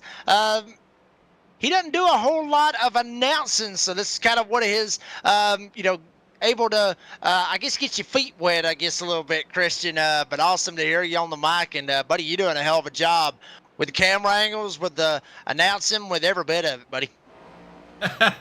You know, it's I appreciate that. Thank you. Yeah, this is definitely not something I usually do. I usually am just the man with the buttons behind the screen, not talking here. So this is new territory for me, but I appreciate any experience I can get, and I appreciate V-Speed as well as you for you know, helping me out here. Although I wouldn't be too kind of praising there, I realized during the commercial break that I had left my own microphone on because I'm not usually used to turning that off there. So that was a bit of an oopsies, but I hope you guys didn't mind that. It's, you know, but yeah, doing a little loops here and there. I'll be honest with you. I mean, Christian, I didn't even see you a little oopsie. I mean, I ain't got a damn clue what you're talking about because I'm still watching this lead grow between Randy Mullins and Brian Johnson right now. This lead is straight up growing, as you do see Alex Coffey get passed by the 59 of Kyle Holden. And Holden, I mean, he tried so many times, and if you don't at first succeed, try again. And Holden tried again, and Sonny finally was able to get around Coffey. And I got a feeling Holden is going to gas up. He's going to take off. Watch him right here going through the hairpin turn right here. Coffey overshot it a little bit, got on the brakes, maybe a little bit too hard, locked him up. And Holden able to shoot right past him. And sometimes you got to do that, Christian, especially here on road courses like Sonoma, like Watkins Glen, like the Chicago Street Course, which will be at here in the very, very near future. That's just one of those things that I guess you got to do. There's just got to be a lot of patience, especially when you're riding behind somebody that long. You just got to have patience and just hope like hell that they screw up, and that's exactly what happened right there with Alex Coffey. Yeah, and yeah, it's definitely something you got to do when you're on. I mean, honestly, with any racing, you just gotta kind of, if you can't get by them on pace, you just gotta hope they screw up and you put enough pressure on them to where they'll make a mistake, just like what happened with Brandon Fetterplace here and Hunter Carmichael. As Hunter Carmichael tries to go on the outside, or excuse me, Brandon Fetterplace tries to go around the outside, doesn't be able to make it. Yeah, I mean, we're starting to see a little bit of a battle up here in that third spot. Now it's starting to get a little bit crazy. Coffey and Holden. A little bit of bumper banging, I guess. That's a first right there, Christian. Bumper banging going on with Coffey and Holden. They are catching a lap car. That is Sean Rogers in the 77. But Holden may end up wanting to try to get him some of Coffey. Coffey got around him. So now Holden sees, he's smelling blood in the water. He's already got around him once. Now he's got to try to get around him again. Tries to go at the bumper. Holden making it very, very crazy, I guess, for Coffey to have to look up there in the mirror and go, oh my God, he's going to end up running me over. It's taking him out, sends it through the grass. Rogers and Coffey get into it, and that's all Kyle Holden needed. He gasses it up, and he's going to take third spot. And like we were saying earlier with the traffic, they could be totally unpredictable and they could just completely change your race for the worse or for the better. If you're Alex Coffey, it's for the worse. If you're Kyle Holden, it's for the better there. But that is extremely unfortunate for Alex Coffey there with Sean Rogers. Sean Rogers making a mistake and Alex Coffey just getting caught up in it. We're seeing also out there in the live chat, with other drivers and everything else, Rose Fluger out there wanting to know about Victor. Victor's certain right now in the 14th spot. Still trying to reel in Nick King for that 13th spot. But check this out one more time. You see Rogers go a little bit. He tries to gas it up. There you see Coffee gets into Rogers. Holden, there was just enough of room right there. I mean, barely enough of room. I mean, he could have Dale Earnhardted it, to be honest with you, through the grass. And hell, we would have loved to have seen that as well. But Holden able to slide right by Coffee, and there you see the gap right there. Now Holden, he's got to get up and he's got to get gone right here. And that's what he's got to do. I mean, he stayed behind the Coffee for numerous laps, and he finally got the opportunity. He got around him, and then Coffee got back around him. So then Holden had to end up trying to do it again. He got a gift for him right there with Sean Rogers and Coffee getting into it a little bit right there. So Holden don't want to try to go for 3 right here. Holden needs to gas up, and he needs to get gone. Yeah, I mean, Alex Coffey, he did actually an astronomical job from not turning Sean Rogers there, getting in the back of him, causing an incident. I mean, Alex just locked up his brakes, was able to get it slowed down just enough in time, just gave him a little love tap in the back. But then, unfortunately, Kyle Holden was able to get around for the Alex Coffey. Or fortunately for Kyle Holden, he's probably, yeah, that was awesome. He's probably super excited that he was able to kind of wheel and deal that around that incident. And a battle not too far back from them. Do want to go back to the 34 of Brandon Fetterplace. He's actually behind a little bit of lap traffic. Sanders in the 88 trying to see if he can gas up and get around him. Lap traffic able to pull to the side. That's Jamison Middlemiss in the 16. Lets both of them go. So Sanders has been, I guess you could say he's been wearing out Brandon Fetterplace's back bumper. What he's doing is he's wearing his patience out right now because Fetterplace has just been running consistent laps, and Sanders just maybe just a little bit quicker right now than Fetterplace, but not able to get up there, try to get around him, and be able to complete the pass. So this battle going on back here for 6th as we are closing in. We've already passed the point of or coming up on 20 laps to go. So this battle's not over right here, not by a long shot right now for that 6th spot. And don't look now, but not too far ahead of them, Hunter Carmichael in that 3. We saw him have that hellacious save going through the grass earlier. He's sitting up there in that 5th spot. Fetterplace and Sanders, they're starting to reel him in. So this little battle we got going on with Sanders and Fetterplace may end up being a 3-way battle, not for 6th, but for a top 5. Yeah, definitely this Barry Sanders, not someone we've talked about a whole lot tonight. Brandon Fetterplace, you've seen actually quite a few of the drivers just really eat those curbs and send that car up on 2 wheels there, just trying to wheel and deal it around. But yeah, Barry Sanders, we haven't talked a whole lot about. We've seen him here and there. He's kind of kept himself in the top 10, top 15 area, but definitely not someone who's made a lot of I guess news tonight, which can be good. I mean, kept himself quiet, got himself up to P7, so he's just been hanging out, been there, collecting up his positions. Yeah, I mean, sometimes, like you mentioned, Christian, when you go to road course, no news is good news. You have a quiet night at a road course. It's like I was talking about earlier, like Sonoma, which is one of the more trickier road courses that you see on the Moonshiners Racing League, the OB Builders Cup Series schedule. I mean, this is one of the tougher ones. Really, in my opinion, the more tougher one, I guess you could say, is going to be here in a couple of weeks when we go to Chicago for the street course. That one's going to be tough. That one's going to be really, really tough. From what I've experienced at that road course, I wasn't able to make it a whole damn lap. So that ought to tell you right now exactly how tough that place is going to be. But Sanders still putting pressure on Fetterplace. Carmichael putting a little bit of pressure right now. All 3 of these guys running pretty much nose to tail right here. Coffee not too far up the road from them. That's what you're seeing right here with this battle. And not too far up the road from them, you got Kyle Holden. So as I mentioned a while ago, we sat here and we talked about a little battle between Sanders and Federer Place looking for 6th. Carmichael sliding back is going to be a 3-way battle for 5th. We may end up seeing a 5-car battle for the 3rd spot and a podium spot to be talking to us fine folks. So, I mean, this race has just completely changed from what we thought it was going to be a while ago. It looked like that we already had everything lined up with Mullins probably going to win this thing. Johnson's probably going to get 2nd. And then we had a feeling it was going to be Coffey end up getting 3rd. But this race has just flipped on its head, especially for this battle for 3rd.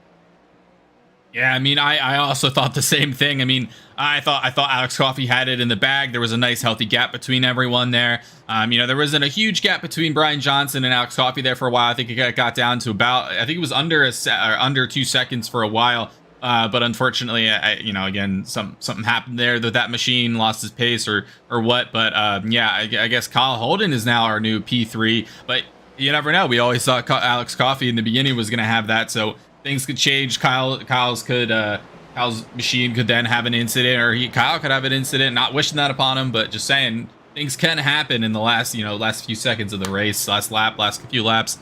Anything can happen. Absolutely, and you see back there as well, Sean Rogers, a couple of laps down from his incident. He's still just trying to log some laps, just trying to do what he's got to do to try to just, get some points because, some of these guys not having the nights that they wanted, Christian, you still got to soldier on because you never know what can happen. I mean, we're coming up, obviously, right here with 20 laps to go left in this race, and Rogers is only 8 down. Somebody ends up slipping up, they hit the wall head on or whatever, and they get a meatball flag. Well, guess what? That's prime opportunity for Rogers to try to get another spot. And Christian, I've seen it numerous times in race leagues where guys end up missing out on the playoffs just by 1 point. So you got to be able to fight for every point that you can, regardless, fight for every position. Doesn't make a damn if it's 25th or if it's for the lead. You got to fight for every position because you never know what can happen when it comes to trying to get into the playoffs or trying to make it to the next round or even trying to make it to the championship 4. Nope, yeah, exactly. Like you said, every point matters. Even every half point matters. If we see, as we saw in, in 2021, 2020, I forget what year it was, or 2021, I believe, for Formula One, they went into the last race tied with a half point by each of each other. So they were whatever they were, 0.5. So every even half point matters there. Every position you can possibly gain matters in these races. So definitely, if you can make up that one position just by staying in the race, putting in the time, putting in the effort, you might be able to make it into the playoffs or just gain that extra position at the end of the season. Do what you got to do, pretty much. That's what it is right here. And Brian Johnson, we haven't talked a lot about him, to be honest with you. Sitting in the 44 right now, or 4 as you see, 44, however you want to look at it. I haven't talked a lot about him. Matter of fact, Christian, if we can, let's do it through the field, like we did last night on V-Speed with me and Morgan Cook when we were doing the QSR Xfinity Series. Let's try to go through the field, and we got to start with the man that's basically just, literally. Christian, I don't know what else to say about Randy Mullins. I really don't because, granted, he's not got a lot of TV time. I've seen it out there in the chat. Everybody wanting to, let's see that 54 wheel that thing. Let's see the 54 wheel that thing. Y'all, he's winning the damn race. He is gone right now. Literally 17 seconds, 18 seconds if you want to put it on Brian Johnson. He's led every single lap so far, just past 20 to go. It's like I said earlier, Christian, it's his race to lose. It's Randy Mullins' race to lose right now. He's just got to be consistent, stay out of other people's mess, and he'll be just fine. Here in the next 20 laps or so. Go back to Brian Johnson sitting in second. Like I said, we haven't talked a whole lot about Brian. Brian doing a fantastic job, just being consistent. And that's one of those things that you need to be able to do. Brian, obviously, he's got a second place finish. in stage number 1. He's got a second place finish in stage number 2. Looks like it's possibility that he's going to end up finishing second at the end of the race. 3-2s ain't too bad. That's a lot of points, and that's going to look good for him here tonight, which is where, some drivers that may be right there on that cut line that are struggling a little bit here tonight on the road course. Go back to Kyle Holden sitting back there in that third spot in the number 59. He's done a fantastic job. Saw some out there in the chat basically talking about Kyle Holden had a hold my beer moment when he was going around Alex Coffey, so that was pretty cool to hear that, because I'll be honest with you, if I made that move, I would have said the same damn thing. And then Alex Coffey back there, kind of in a struggle, as you see right now, trying to zone in. He's got Nick King, the lap car behind him, so that's not for position for you Alex Coffey fans out there. But Coffey doing a fantastic job up on the wheel, trying to keep it straight, trying to keep it going. Just got to soldier on, try to get going, because obviously he was out last week because of a suspension. I'm not 100% sure what it was. Maybe some of you out there in the live chat can tune me in on what he did wrong. But Coffey trying to get some of those points back, and obviously with Cox being the point leader, which we'll talk about him in a second, Cox being that point leader, he's way down there. That's going to be some points that Coffey can try to get back from having a miss last week. Hunter Carmichael sitting in 5th right now. Currently sitting in 5th, I guess you could say, because Fetter Place trying to put a little bit of moves on him. Was trying to put some moves on him. Fetter Place might have got loose right there through the hairpin turn. I didn't catch it, but Carmichael, we saw him. He went through the grass a couple of times, hit the rumble strip, bounced up a couple of times, bounced around like a basketball. And Hunter Carmichael doing a fantastic job, sitting in that 5th position, up 5 spots. Mind you, he started 10th, and he's all the way up to 5th right now, so he's in prime position. Brandon Fetter Place doing a fantastic job in that 34 back there. He started 6th. That's where he's at. Sitting 6th right now. I mean, he's even par for the day. And when you start inside the top 10 and looking like you possibly are going to finish inside the top 10 at a road course, you take that right there all day long. Barry Sanders in the 88, not too far back from Fetter Place. Sanders has took a couple shots trying to get to Fetter Place, not able to do it. But, I mean, he'll end up getting it. I mean, he'll end up probably trying to get a shot at him, and it'll be awesome to see on the last lap to see what Sanders can do. Try to get to Brandon Fetter Place. 8th place, Matt Cox, 1 lap down. The rest of these drivers literally 1 lap down, folks. I mean, that's how fast Mullins is out there on the track right now. There's only 7 cars on the lead lap. Cox back in 8th, saw him, started 3rd, slipped back 5 spots, got sent into the grass by Kyle Holden. Like I said, there was contact there between Holden and Cox, and ended up sending him into the grass, but still able to soldier on and try to get him a top 10 here tonight. Jeffrey Taylor, another driver, sitting in the 23rd spot right now, or 23 car, I should say, sitting in 9th spot. He's even par once again. He's just like Fetter Place. He's even par. He started 9th, and he's sitting in 9th. So good drive by Jeffrey Taylor right there. Check that out right there. That's a new one right there. Usually you end up seeing, Christian, that's a new one right there, because usually you see the face cams, the driver cams. We got some foot action going on with Jeffrey Taylor. May end up seeing a little bit more of that, when we get a chance here later on in the race. May end up seeing a little bit of foot deal, and maybe you can walk us through that, because you're a little bit better at road courses than I am. And Tim Wortman Jr. in the top 10 right now. Started in the 7th spot, slipped back 3 spots. Saw Wortman Jr. go through some chaos, all that good stuff, but he's able to hold on to the 10th spot. A couple of big movers I do want to mention before we end up talking about Jeffrey Taylor's feat is, some other big movers like Jordan Schmeets. He started 20th. He's all the way up to 12th. Nick King started 26th. He's all the way up to 13th. It's a big drive right there by Nick King, up 13 spots from the start of the race. And another driver, he finished 2nd last week, Chris Davis in the number 29. He's doing a fantastic job, sitting in the 15th spot. He started 28th. He's all the way up to 15th. And as far as I can see, as far as big movers, I mean, Paul Whitley in the 74, he started 27th. He's up to 18th. So a lot of big movers, I guess you could say, here on the field. Everybody's still trying to chase Randy Mullins. But, Christian, if we can go back to Jeffrey Taylor, not because I want to look at his feet, but just because I want you to give us a walkthrough with Jeffrey Taylor with a lap here at Sonoma, and just all the stuff that's going on in his mind right there with those foot pads.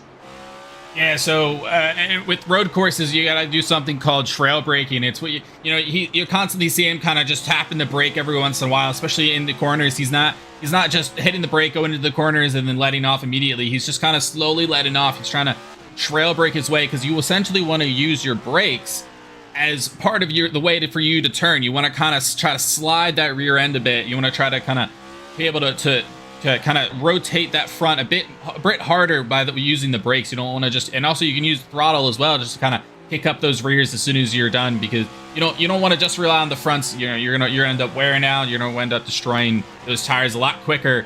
You want to try to spread that wear a little bit evenly between the fronts and the rears. You want to try to, and plus it'll make your car go faster, especially in places like this hairpin. You just want to try to get it around as fast as you can. As you can see from the front, a little difficult to see, but you can see the rear start to kick out as he tries to slide it around a bit. You can even see that when they go into the hairpin every once in a while. You can see their brakes.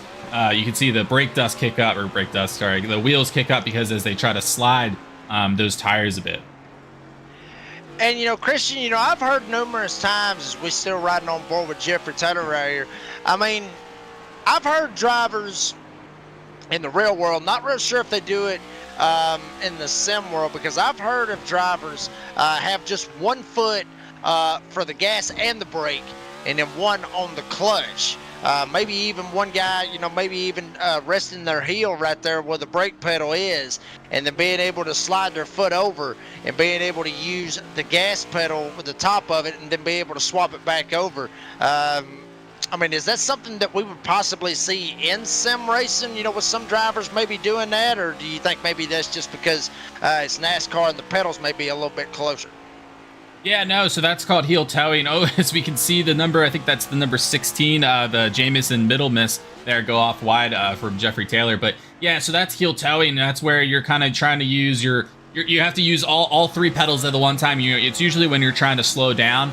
And where you have to, you have to rev match with the throttle, and then you also have to brake, but then you also have, because you're downshifting, you have to kick that clutch in to be able to, hit that transmission. I'm not very good at it yet, and you don't have to do it in iRacing, because they do have some assists, auto clutch or auto blips, things like that.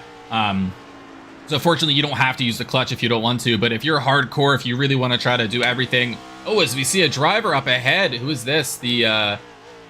Is this the number 4 of... Oh, that's Brian Johnson? No. Or... Who's this? No, that would be Jordan Smeets in the number 4. I believe that's who it is. Jordan Smeets, which, from what I'm looking at right here, that's not the same one that I'm looking at right here. So I may end up flipping through right here and figure out that is Brian Johnson. That is exactly who that is right there. That is Brian Johnson. Matter of fact, actually, I think they just put him a lap down. I think that's what it was, because there's so many fast drivers out here tonight. There are literally 7 drivers still on the lead lap. Mullins coming around. For all you Mullins fans, he actually had a little bit of a scare, which we may end up showing here in a minute. Maybe y'all out there in the live chat may not want to see it, because it was right there going to the entrance of Pence's Johnson, or Smeets. There's too many 44s and 4s. It's throwing me off right here. It's throwing me off, man.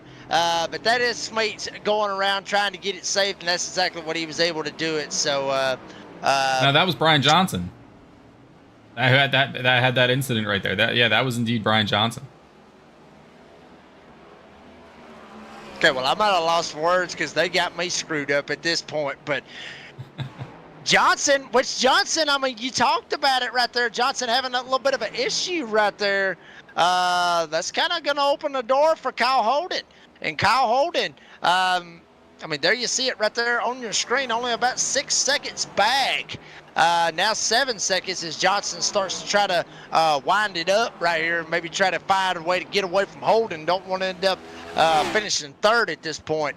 But I mean, Johnson's doing a fantastic job, as as I mentioned, trying to get it going, trying to get it saved, trying to do what he's got to do. Like I said, finish second and try to maximize his points day, I guess you could say. For Brian Johnson, I'm still watching this battle back here with Barry Sanders and Feder Place. I mean, these guys back here, I mean, they're straight up getting at it. I mean, Barry slipped back a little bit. You see Feder Place up there as well. Feder Place trying to gas up, get gone as they are coming. This time around, Mullins is coming through the hairpin turns, going through the S's, fixing to come to the hairpin turns. We're coming 11 laps to go.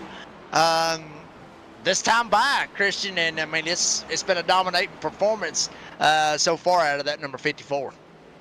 Yeah, he's now with the small incident that Brian Johnson had almost into the wall. He has now pulled out a 24 and gaining second lead, which is absolutely insane. I mean, what a lap is about a minute and 14 seconds. So he's not quite there, but he's almost a quarter of a way, or I'm sorry, a half. He's almost halfway. I can't do math either. But he's close to being a halfway of a lap.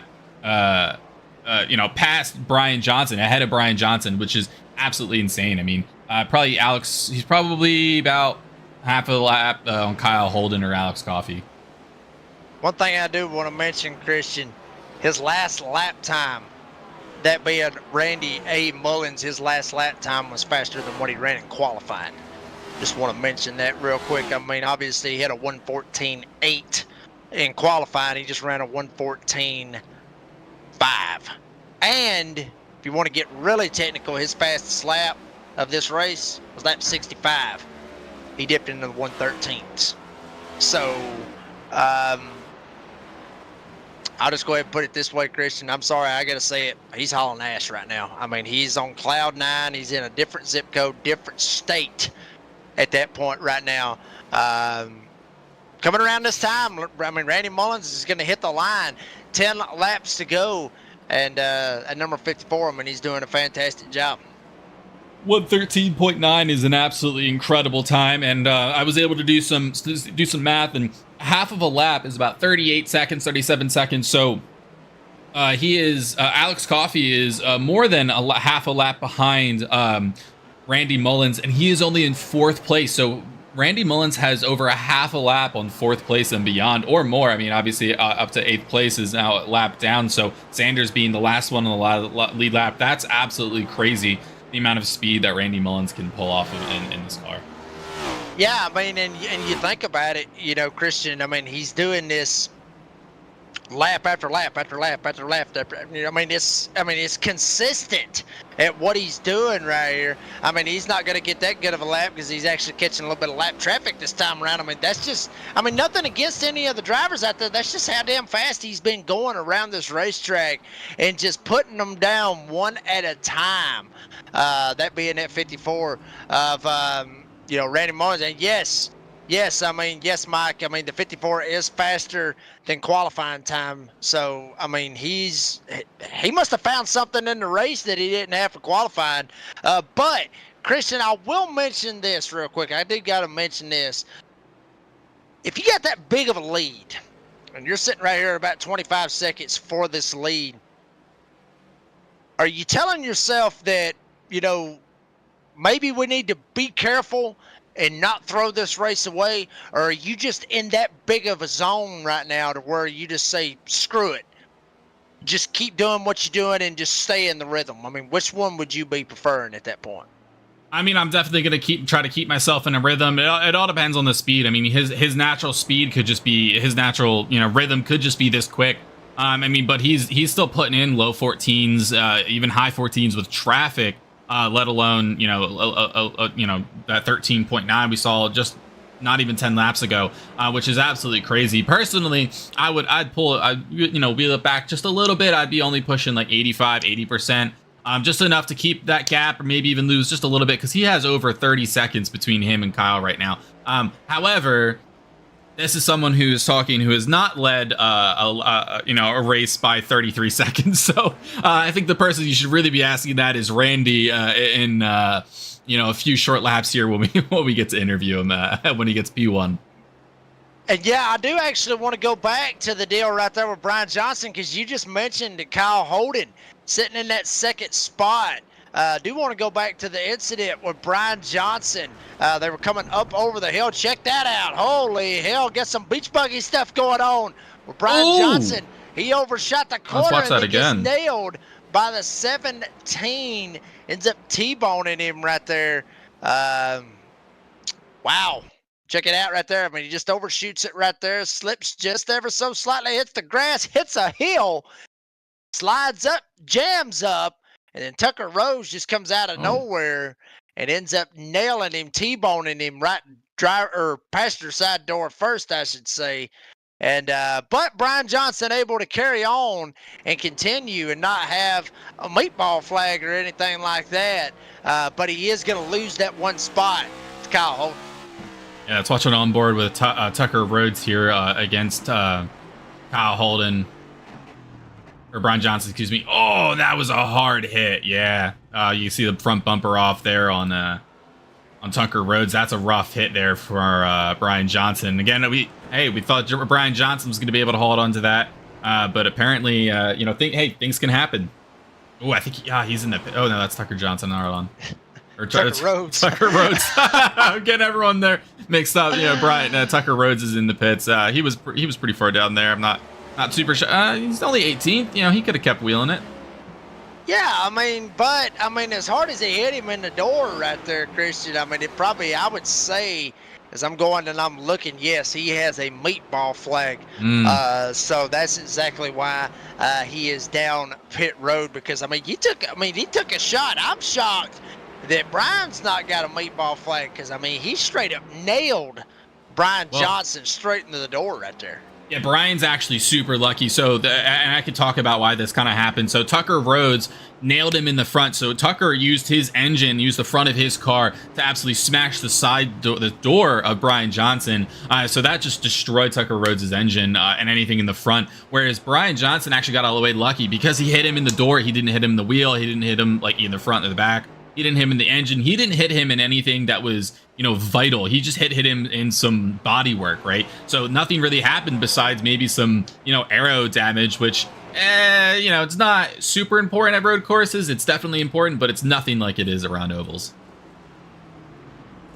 Yeah, he's lucky. He's lucky. He's probably going to end up clocking out a third place finish, unless somehow or another he can maybe get up there, get a hold of Kyle Holden, maybe have a shot with him. Still looking back here at this battle between Barry Sanders and Feder Place. And Sanders, he's got to him a couple of times. He just, every time we get to that close of a battle, something happens. Brian Johnson goes off track, and then by the time we come back, Sanders, he's back about a second on Feder Place. He reels him in. But, at the same time, as we're right here with 5 laps to go, Randy Mullen's going to come around this time, going through the hairpin turn, going to make it 4 laps to go here at Sonoma. But, as many shots as Sanders has had at Feder Place, if he gets to him this time, he's got to do something to try to get there. Yeah, just taking a quick look here. I saw Kyle Holden went off the track, so I'm just going to see exactly what happened here. Went a little far back than I had initially imagined, but let's see exactly what happened here. With Kyle Holden, as well as Matt Cox also may have crashed. We'll take a look at that just after this. Ooh, he gets a little loose coming out. Gets a little air, gets a little dirt under his car, but nothing too crazy. As we'll actually take a quick look here at Matt Cox, see what happened with him. Oh, he just sends it. Oh, wow. That's calling just send it right there. He was talking, y'all were talking out there in the chat about Kyle Holden. Hold my beer. Nah. Cox, hold my beer. He tried to send it and the tires didn't stick, son. And matter of fact, Well, that little Kyle Holden incident right there that you just talked about right there, he ended up cutting the track, and iRacing caught that. So now Johnson is going to get super lucky out of this right here. He should have got a meatball flag, but he got lucky. He got hit in the door. Kyle Holden overshoots through the S's, and Brian Johnson is able to advance and jump past. He's able to get past Kyle Holden. So basically, they're right back where they was at. The only difference is the gap between Brian Johnson and Kyle Holden, it's closed up. And the only other difference is that Randy Mullins, he's got a bigger lead than what he had. Over 30 seconds right now over that second place driver, Brian Johnson. Whoa. As Brian Johnson locks it up going into the hairpin, Kyle Holden's now only 2/10 behind him. Hey, this way to give a good race to the end of the race here, guys. Between Brian and Kyle, this is going to be an absolutely spectacular finish to this race. Considering Randy, although the race isn't over till it's over. Everyone can have an incident. He is 34 seconds ahead.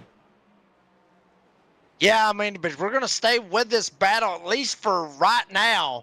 Kind of see how this one plays out as Holden finally got up to the back bumper of Brian Johnson. Johnson obviously he's got a little bit of damage, hits the rumble strips, gets a little sideways.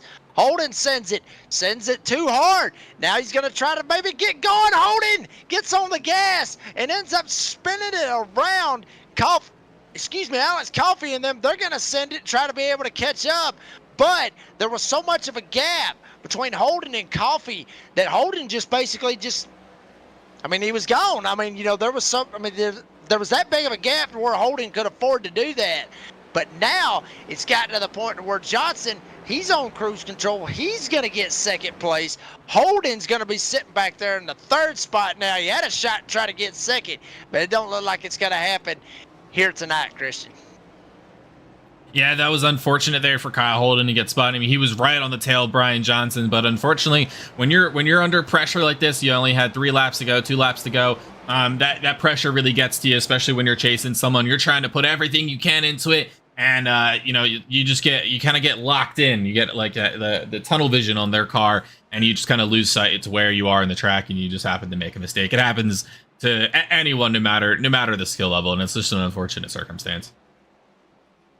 Well, that little bit of a battle that we had right there, actually Sanders is now 14 seconds behind better place, so that leads us to Randy Mullins coming to the line.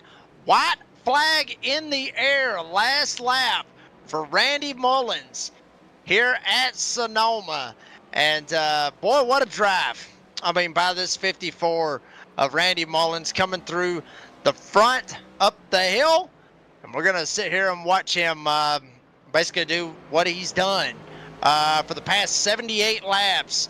79, matter of fact, right here on this final lap. I mean, every single one of you out there in the chat, I mean, it's like I said, I mean, you're there for a second, you would think that this is Chase Elliott racing in this 54 right here, because there's so many fans out there on the live chat that have sent, numerous messages in this live chat, supporting Randy Mullins, obviously trying to get his first win of the season. And it's looking pretty good right now, Christian. He's going to come through the back, come through the S's, come into the hairpin turn. This time by, you can see it. I mean, he can literally see the checkered flag inside. Goes through the hairpin turn. May end up giving us a little bird out going to the line. Maybe not. He's going to keep it clean. How about this for Ram Motorsports? How about you? Randy Mullins pulls the sweep here tonight at Sonoma. He won stage 1, he won stage 2, and how about this? He led every damn lap, all 79 of them. Randy Mullins in the 54 is your winner here tonight at Sonoma. Randy, the Magician Mullins, as we're hearing out there in the live chat. Randy Mullins, the 54, he gets it done here tonight at Sonoma. I mean, what a race, what a drive by the number 54. Yeah, I mean, he led every single lap here as he's going to do some burnouts. And I mean, he just put on the performance of all performances. Randy was able to get that pole by the only one into that, I think it was the 14s. And then he was able to even pull out a 13.9, the fastest lap. and just make an absolutely incredible lead there by I think the end gap was a 34.3 second lead, which is nearly half a lap. It's like I said, hell, he's even got guys Cox trying to get through right here at the end. Almost ends up running into him. Davis back there as well. They're just trying to come around. I think they're actually trying to come around and finish. I think that's what they're trying to do. They're trying to come around and finish the race. If Mullins is doing burnouts, that's how fast, he was. That's how gone he was from everything. But you see Mullins going through the S's. Obviously, I think what he's doing right here, I think that he is just soaking this win in is what Randy Mullins is doing right now. Because obviously big win for him, first win of the season, gonna burn it out, try to I guess replicate a Kyle Larson, maybe try to burn it out through the S's maybe. But I'll say this, Christian, when you end up winning by 34 seconds, hell, if you want to, you can do a burnout in the parking lot for all I care at that point, because that's well deserved, and you win by that much. You lead every single lap. Obviously, the fastest lap of the race. There you see it with a 1:13.918. You could burn it down wherever you wanted to, and I believe everybody would be able to agree with it 100%. I see a lot of you out there on the live chat. Congratulations to Randy Mullins. And there he is, going to burn it down right there on the front stretch. Hell, back it into the wall. Why not? Go ahead, kid. You earned it. Randy Mullins, your winner here tonight at Sonoma. And great drive by the 54, folks. We're going to take a quick commercial break. Be right back with all of your podium finishers, the race results, and our recap of the race here at Sonoma tonight. Don't go anywhere. We'll be right back.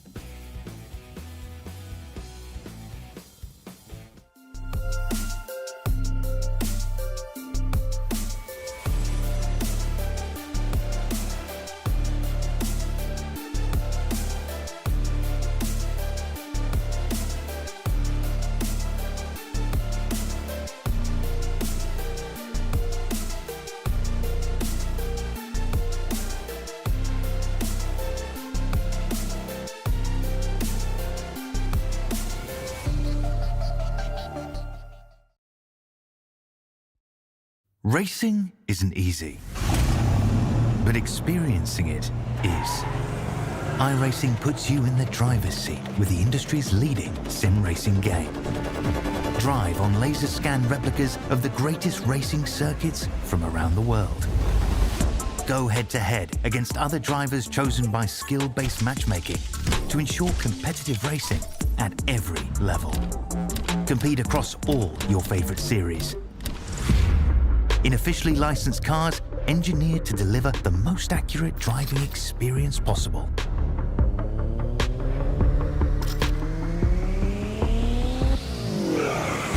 Join a race or host your own with players from across the globe. Race against the computer or in a league with friends. Feel the thrill behind the wheel. Visit iRacing.com.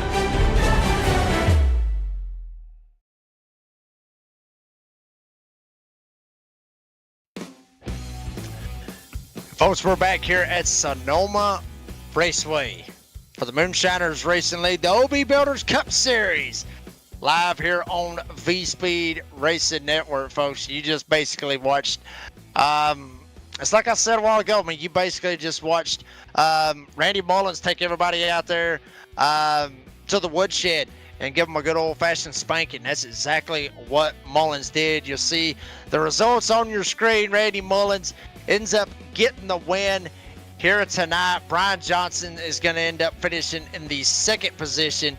He was able to withstand the little bit of door damage that he had from getting T-boned by Tucker Rhodes, but he's able to come out with a second place finish. And I mean, just look at the gap, 34 seconds. That's how fast that Mullins was here tonight. That's how flawless he was. As I mentioned, Randy Mullins, 79 laps. There you see it. I mean, I know we're going to get the race results, but look up there at the recap. 0 cautions, 0 lead changes. There was no lead changes. Randy Mullins started from the pole. He wins the race. He leads all the laps. So Randy Mullins gets the win. Brian Johnson will end up finishing second. Kyle Holden's going to end up finishing third. Good night for Holden. Alex Coffey, after being out last week at Gateway, having to sit out a race, not too bad for him. Started second. He's going to end up getting him a top 5, finishing fourth here tonight. Hunter Carmichael, we talked about him, that little slide through the grass. He got lucky. He finished fifth. He probably could have finished probably about 20th if that asphalt wouldn't have come up and give him some grip. And the last driver to finish on the lead lap, Brandon Fetterplace in the number 34. He was able to hold off Barry Sanders, so he will end up finishing 6th. So 6 drivers finished on the lead lap. Barry Sanders will finish 7th. Matt Cox will end up finishing 8th. Tim Wortman Jr. will get 9th. And Jeffrey Taylor, the feet guy, I guess you can say, Jeffrey Taylor, he's going to end up finishing 10th. Yeah, we got Jordan Schmeets finishing 11th. What is he? Let's see. John Binder finishing 12th in number 33 car. Then we have Nick King finishing 13th, followed by Victor Fluger finishing 14th. The last one, a lap down. Then we have 2+ laps after this, starting with Chris Davis in the 29 car finishing 15th, followed by Brandon Bikey in the number 1 car finishing 16th, followed by 17th. We got Paul Whitley in the 74 car. 18th, we got Tucker Rhodes, followed by 19th of Johnny Shade. And then 20th, we got Jamison Middlemiss in the 16 car. Paul Gallimore will end up finishing in P21 with Ed Bowles Jr. finishing P22 here this evening. Justin Belmont will end up finishing 23rd. Sean Rogers, hate to see it for that 77. He looked like he was going to be in prime position to get him a top 10 here tonight. He could be, he could have been. What could have been for Sean Rogers? Sorry to his fans out there. He's going to finish 24th here this evening. Blaine Wilson will end up finishing 25th with Matthew R.D. Campbell, I should say, finishing in 26th. Warren Young will get 27th. Chris Spear, 28th. Caden Northfree will get 29th. Jared Clark will get 30th. Aaron Matthews, Nicholas Atwood, and Ryan Huff. Those are the drivers, the 33 drivers that started here tonight at Sonoma. But here we go. We're going to go ahead and line them all up. And you know what? I would go from 3rd to 2nd to 1st, but I know every one of you out there in the live chat, y'all have had enough of hearing me talk. We're just going to go ahead, bring them on up. Your winner, basically, like I said, took him to the woodshed here tonight and gave him a good old-fashioned spanking. Randy Mullins gets the win here tonight. First off, Randy, how in the hell did you do that? I gotta ask you, how did you do that? Lead every single lap, the fastest lap of the race, and get it done here to Sonoma. What's the secret? Man, the secret's just sit down and put in time. I raced this track in the other league I run in last week, and just didn't have my brakes right, and I got took to school and ended up wrecking myself twice. So I think from Friday till now, I put anywhere from 800 to 1,300 laps in. Just refused to go out here and get spanked. So you get out what you put in. I put in the time, and the result showed up. And Randy, you get the win tonight. Obviously, that's going to lock you into the playoffs, into that championship 16. Got a couple more road course races coming up. Obviously, Chicago street course is coming up. I know Iowa's coming up next week, but I do want to get your thoughts on the Chicago street course because, I got to ask you about it because, when you lead 79 laps out of 79 laps, I got to ask you about the next road course. How you feeling about that? I'm looking forward to it. I'm going to put in the time there as well, but finished 3rd at Coda and then come out here and won this race. So I got high hopes and expectations going into the Chicago street race. The main thing is just don't overcharge the corners. And if you can keep the wheels up under you, you'll be just fine. So anything less than a podium, I'll be highly disappointed. And I believe we will be. I believe we will be too, honestly, Randy. But Randy, buddy, I will say this: you had a lot of people tonight out there in the live chat that were rooting for you, cheering you on, Randy. So, with that being said, go ahead and thank your sponsors. Any sponsors, any shout outs that you want to thank for getting the win possible here tonight at Sonoma. I want to thank OB Builders, Ram Welding and Fabrication, all my teammates, you guys up in the booth. Haven't got to watch the broadcast, but I'll definitely watch it probably tomorrow. I want to thank Barry for putting on the league. I don't exactly know who was in the chat. I know I got Ian and Mike. They usually watch every race, so hopefully they were in there. And anybody else that was in there cheering me on, I greatly appreciate it. Hopefully we put on a show. Max Verstappen, Randy Mullins ends up getting the win here tonight. Randy, appreciate your time, buddy. Congratulations on a dominant victory here at Sonoma, and we'll see you in Iowa next week. All right, buddy. Hopefully I'll be talking to you guys again. That was your winner, Randy Mullins. Fantastic drive by Randy Mullins. Now we're going to bring in our second place finisher, and that's Brian Johnson. And Christian, you're standing by with him. Yeah, Brian Johnson, you had an exciting race here tonight, and especially towards the end. You were kind of cruising there in the beginning, but right towards the end, you started getting a little bit of issues there. You had a bit of an issue there with, I believe it was Rhodes. Towards the end when you got a little bit of off track and you got nailed in the side, and then you and Kyle Holden were going back and forth. Let's start off with that. Talk us through, I guess, your most exciting part of the race. Yeah, I had a couple incidents there, a couple of off tracks, half spins. I think I went off-roading one time, and I don't know who got in the side of me there, but I apologize for that. But started dozing off a little bit, started thinking about dinner. I was getting a little hungry, so lost concentration for a minute there and ran off track. But we gathered it up and continued on. And actually, it was going to be a pretty good race between myself and Kyle there the last couple of laps. But I finally got past him again, and then he ended up spinning out. But I hate it for him, but congrats to him on a podium, a P3, and hey, congrats to Randy. He's been fast all last week, man. I haven't been able to hang with him. He's been setting down some pretty crazy times there. Yeah, Randy did absolutely put in some crazy laps, crazy times. And so did you. You were kind of one of the you were the second. You had the second highest lap time there in road courses. So you got a nice haul of points tonight for this road course. How are you looking forward into the rest of the season in terms of some of these oval races and maybe even some of the more road courses? What are your thoughts on that? Yeah, we're just playing it by ear. I love me a road course. I'm not the best at them, obviously, just by watching me tonight, my performance. but yeah, I enjoy running them. But yeah, I look forward to racing with you guys. I know I've ran Darlington a couple of weeks ago. Enjoyed that, and here Sonoma, this was a pretty good race too. So I look forward to picking up a few more races with you guys throughout the year. And definitely excited to see you pick up a few more wins and as P2s, but especially a few more a couple wins there. But before we let you go, do you have anyone to thank or shout out to me here tonight? Yeah, shout out to Randy. Congrats on the win, man. He smoked the field, smoked me. Had nothing for him. Shout out to OB Builders.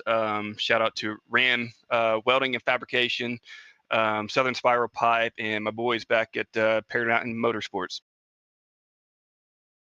All right, well, Mr. Johnson, thank you again, and congratulations on that P2. We'd love to see you here next week. 10-4, thanks, guys.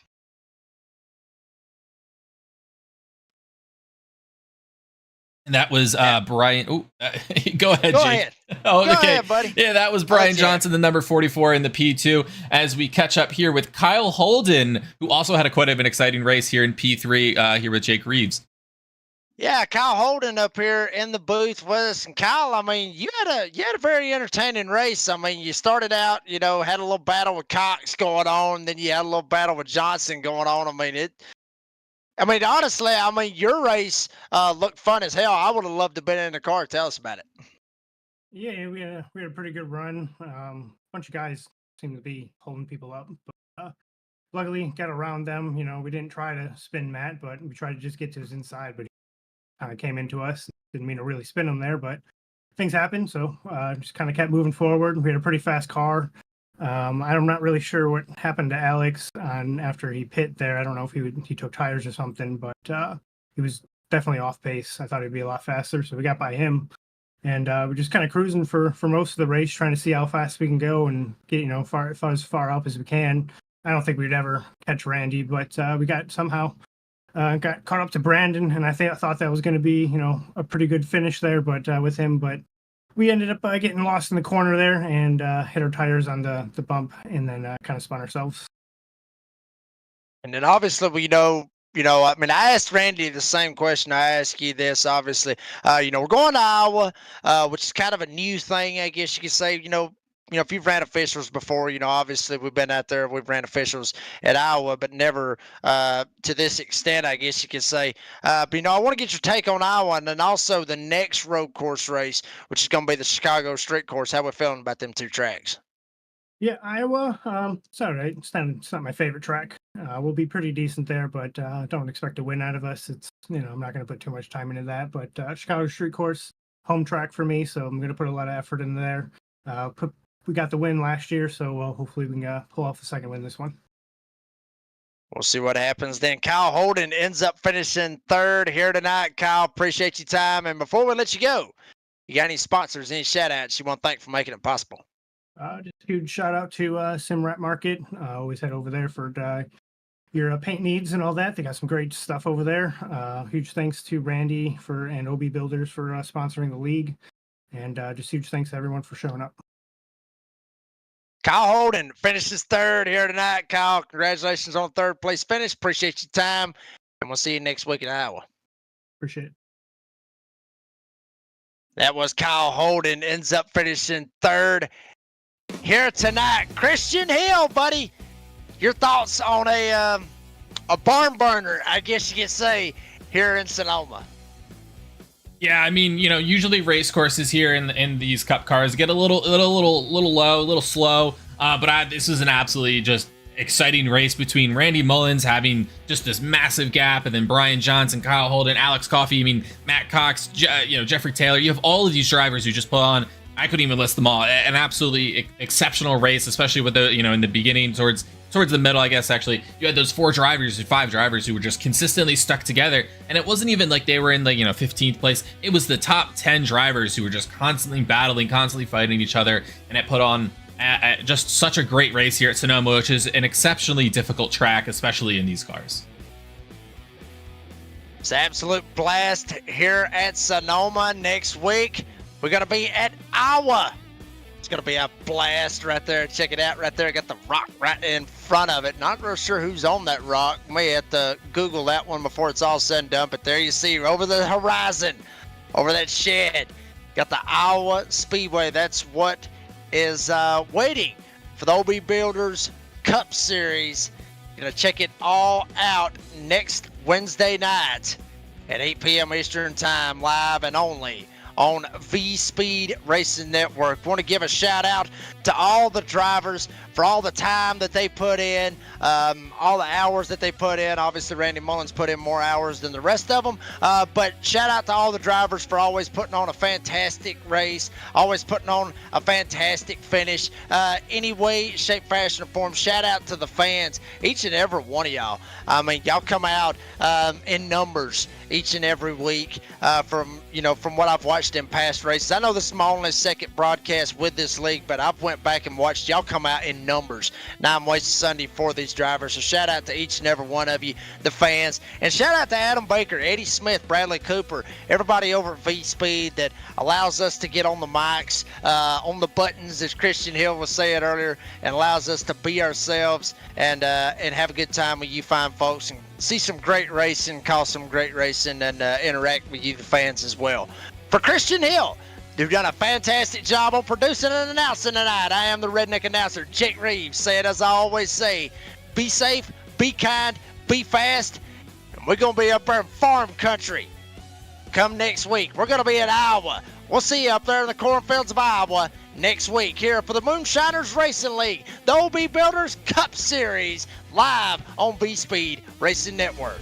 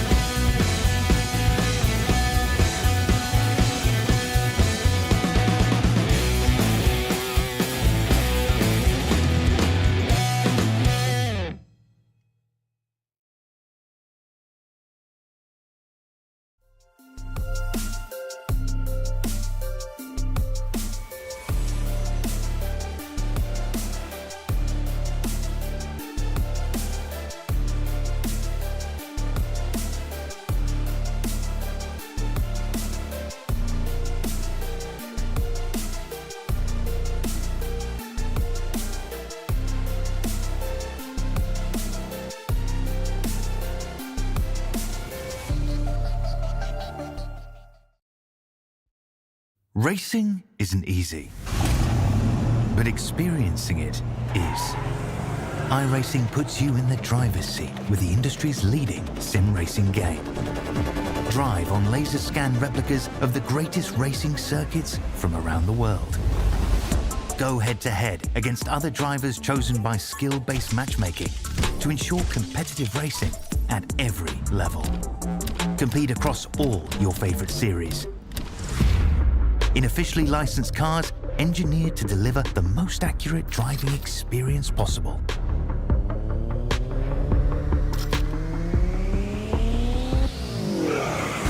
Join a race or host your own with players from across the globe. Race against the computer or in a league with friends. Feel the thrill behind the wheel. Visit iRacing.com.